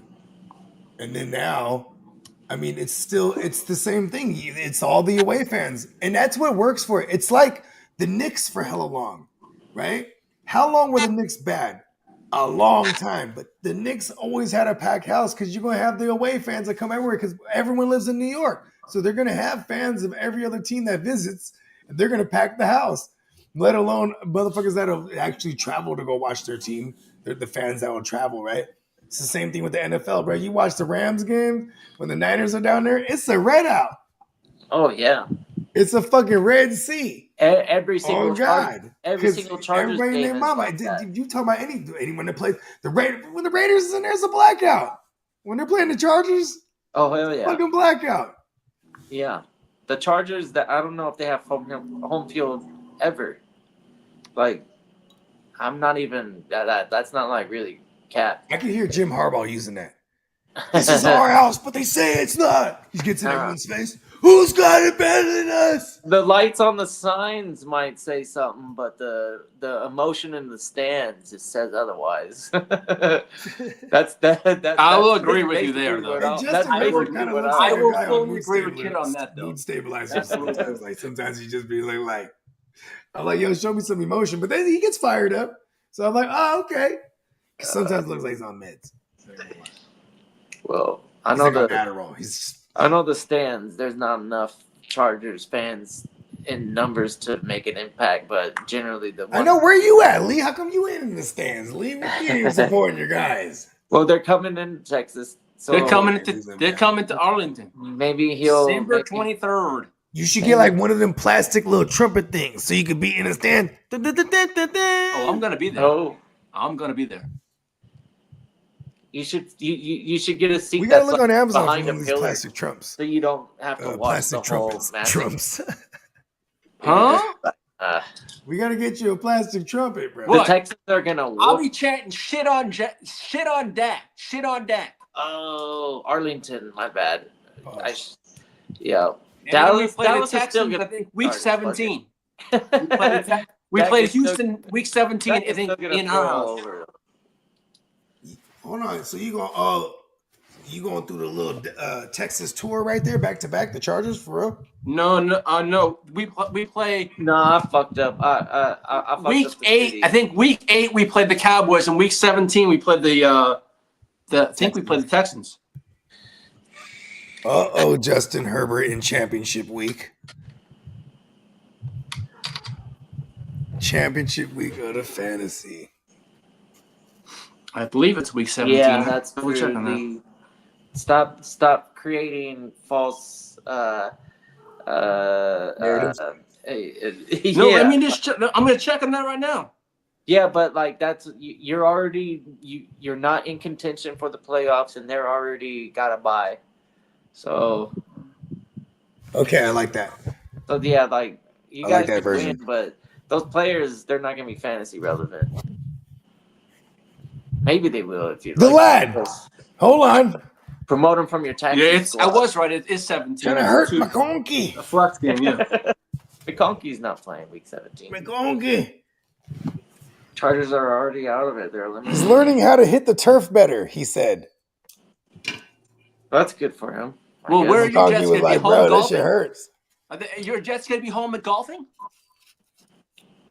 Did you say something about golfing? What'd you say? Golfing, counting their thumbs, counting their money. What? I don't get it. I don't get it. Golfing all and good. thumbs and money. It's all good. I ain't worried. Week 17 is a long time away. Hey, Lee is undefeated. It's so hard to combat him. I was wondering. I was like, I like Lee- golf, I guess. Can't wait to debate Kidda in Vegas on this shit. This is gonna be fun. Okay. We'll go live for I'm it. gonna lose, but it'll be fun. All right. We're going to make this a date. You know what we should do? We should play cards at the same time. And I don't play cards for beans. I don't. We should do like I was trying to. We'll I figure was trying something to out. spice We'll it up and figure make it something Vegas. out. We'll figure something out. Yeah, we can't just like be staring at each other and talking shit. That's gonna be too Hold boring. on. I'm With not an very audience, good at that'd it. be Neither awesome. are you. So. We'll just throw you out topics to debate on. This will be good content. I ain't gonna lie. Lee versus Kidda in the great debate. Yeah, the great debate. The debate. Debate. Debate. Oh, I'm about to roll this little wood real quick. Pause. And then, yeah, okay. Look at this though. So, Brian Thomas, like, are we really? Is this really happening? Like, I've been thinking about. Are this you a lot. elevating him to inside top 10? Yeah. That's what you're asking? I mean, it's because that's happening. Yeah, I am too. A lot of people are. I've got him ranked up there. I hate Trevor Lawrence, bruh. I'm a big proponent of the Liam team Cohen. being so bad and having no other option, and him just being good enough. Kind of like how Green was, AJ Green, where no matter how bad the team was, he always found a way to have that like WR1. And I'm comfortable enough testing the waters with the second year of Brian BTJ or Thomas Puka? at WR1. Oh, Puka. Okay, that was a dumb question. BTJ or Brock Bowers? And you have a tight end spot. I'll take Browers. Yeah, I think so too. I think so too. Because positional advantages of tight end leagues, that's a real thing. Yeah, position scarcity, having that positional advantage. Yeah. Yeah, you can fall back on a receiver easier than you can on Bowers. I guess ideally what you might be able to do is get both of these guys on your team. Because if you're talking startups, or I'm sorry, redraft, BTJ could be a first rounder and Bowers might fall to you. It'd be at like the turn on a 10 or 12 team league. Not mad at it at all. I know a lot of the guys on this panel might actually have both of these guys on their dynasty squad. I wish I had that stack. That type of build. Yeah. Song was trying to send me Bowers for CD. Not a bad idea. I could see the reason why a CD would move off, but I would expect the CD guy to obtain Bowers plus. Trying to do that? Yeah, Bowers plus for CD is more like it. It is crazy because, like, in our formats, I mean, Bowers being the tight end premium, that he's in the conversation there. That should be a 1-for-1. So I understand why Song's doing that. You know what I mean? Yeah. Hey, but yeah, that's the art of it, though, right? The art is to, like, okay, oh, really? Hey, okay, Brock Bowers plus. You feel me? Who's the last tight end that you Kelsey? That's the last tight end that was like that inside of Yeah, W. and then for real, you have to go back to Gronk. I mean, maybe even Kelsey and George Kittle. How about that? George Kittle came in the game 2017. He's been a guy. I don't know if he's ever been preseason ranked. He's been a guy. Gronkowski. I'm talking about like Gronk. People was drafting him in the first round for years. Yep. Jimmy Graham. Jimmy Graham. Yep, that's another good name. I mean, Julius. then you gotta Julius. go. Then you really gotta go like to Antonio Gates and like Tony Gonzalez. Otherwise, it Julius hasn't Thomas. really been. Even like the Greg Olsons of the world were never first rounders, but they were always really good. Jordan Reeves was never a first rounder, but always really good. When you really think about the high end tight ends going in the first round, I guess you can't even say that about Kittle. Kittle's never been a first rounder. Yeah, it's just Gronk and Kelsey, and then now Brock Bowers in recent history. Yeah, I agree. Those guys are the only ones. And I guess you got to go back 10 and Jimmy years Graham. to when Gronk Jimmy was Graham. like still a first rounder. We got to throw Jimmy Graham in there. Him and Breeze had a. Jimmy Graham though. Him. Though you usually weren't gonna take him at 11 or 12, but I do know that sometimes they did want to have that stack, so they would go Graham and then probably Breeze, Drew Brees, the next round or the round after that, because even in those days, you know what was my stack for years? My stack for years was Megatron and Stafford late. Stafford was going on Megatron hella high. The problem with Stafford was that he was never able to like fit himself between like in the Breeze and he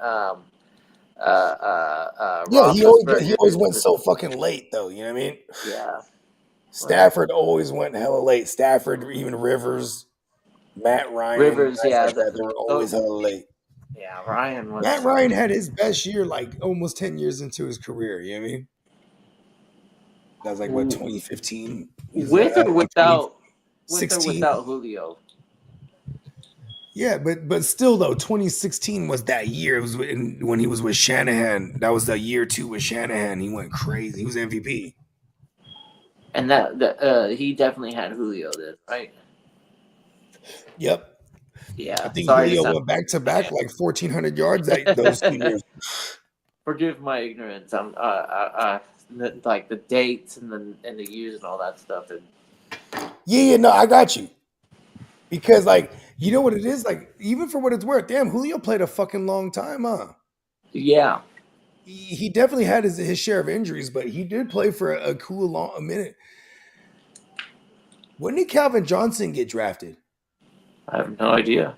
He didn't have the 2009 super long career, right? It was somewhat shortish.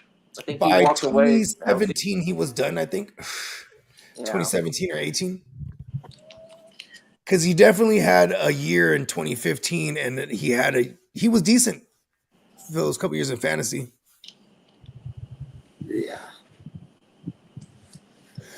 Yeah, I remember 2014 and 2014 he had a little bit of injuries. 2015 he balled. But that's another guy. He was always like a back end first rounder in those years.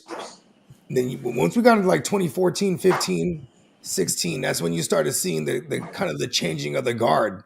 Like everybody and their mama was playing PPR as they should, but then like now the changing of the guard as far as like receivers were going up hella high now. Like it was like Julio, fucking Antonio Brown, OBJ, like all these guys were like top 3 picks. You know what I mean? Hey, Peacock said, head of HR or head from HR? That's from the shit last night. Yeah. Head of HR, head from HR. I like that. Well, I'm not going to go there, but I'm just going to say no. No, because what does that guy work for? He works, what company does Astrology, some type of, hey, what is it? Oh, Lee, not right there. Some type of astrology or some shit. Oh, yeah, he's like an astrologist. He's like a CEO of some company. She's the HR. They're both married. They get caught at a Coldplay concert on the kissing cam, and they totally just don't even play it off. They're like, oh, no, trying to hide. Oh, yeah, I had a theory. He was trying to get a little tandem going because a little baby girl in the background, too. She was in the mix, too. Facts. That motherfucker was yeah, he's getting a divorce. I'm pretty sure. That's what did he say? You said you saw him come out and he made a statement? That's what the wifey told me. Oh, okay. I mean, what do you say at that point? Oh, my marriage is already in shambles. Or do you go that route? Or do you go, oh well, we're separated, or I guess that's part of that route. But then or do you say, nah, shit, we was just chilling. You just deny it. That wouldn't even That's funny what Peacock said. Read it, Lee. Coldplay hasn't released a single in decades, but made 2 people single last night or 2 nights ago. Yeah. Fucking, hey, bro, double You see that on shirt I sent you in the thread? damn. That is What? crazy. JD, you see the shirt I sent this morning? Uh-uh.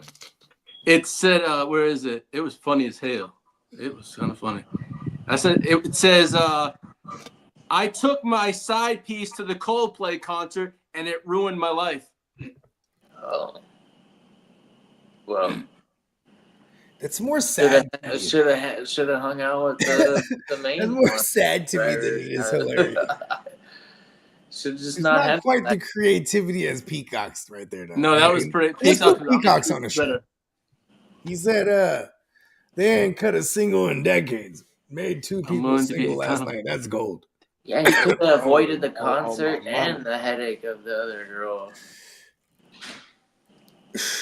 See, companies, I was saying this last night, companies get free tickets to concerts all the time. That's probably what happened here. He's like, hey, baby, let's take you to Coldplay. Tell him you're working late. Tell your husband you're working late. He's no good for you. He started playing all the pillow talking ass son bitches. Man. That's how they get you. Yep. Got caught. Yeah, I think that's part of it. You're not supposed to get caught, right? Or just don't do it. You know what I mean? Don't do it. Yeah, like here was always my thing. If you're willing to stray away, maybe if they scratch, fuck being tied down. Just do your thing. You know what I mean? I wouldn't want that done to me either. That's why I'm saying. You know what I mean? Like, all right, you're gonna just leave me then. You're over here, want to do something on the side. I wouldn't be down with that. Then me, I'm over here. And I bet you he's like the best husband too. Because that's usually how it works. He's like hella tentative because he's doing the grimy shit on the side. You know what I mean? He's over here at Coldplay. She's like, I love Coldplay. Man. He took the side piece and the assistant.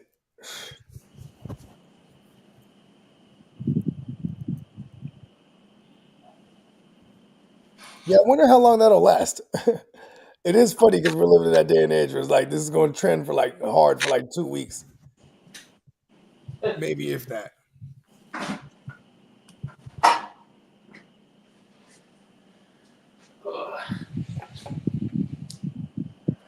Who's already kicked off in a training camp? The Chargers kicked off today, and I think 2 other teams. Everyone's supposed to be kicked off by like the 22nd, though, something like that. Yeah, I thought he was already in this thing. All right. Well, fellas, I'm gonna. Yeah, we could put a bow on this one. We can put a bow on it. Hang in the building. Let's do After it. 3 hours. You know what I mean? At the 3-hour mark, and we're going to put a bow on this thing, neonpeacockmerch.com. Take full advantage of our $12 t-shirt sale for all classic and regular style tees. Not to mention the extra soft style tees at $15. Hell of a deal. You know what I mean? Support the cause. And man, check us out. Stay tapped in. Everybody enjoy your Friday. And if you don't catch us on OJ, you know what I mean? Everybody have a great weekend. You know what I'm saying? For our man Gangrene, the cat man himself, the ear to the streets, our man Lee Amesworth in this thing, the heart to start fella himself, the Guccini King. Shout out to the Neon Peacock and the entire Guru Nation. Once again, neonpeacockmerch.com. Shout out to our sponsor. Let's go. Take us home. See you fellas tomorrow. Yeah. Hell yeah.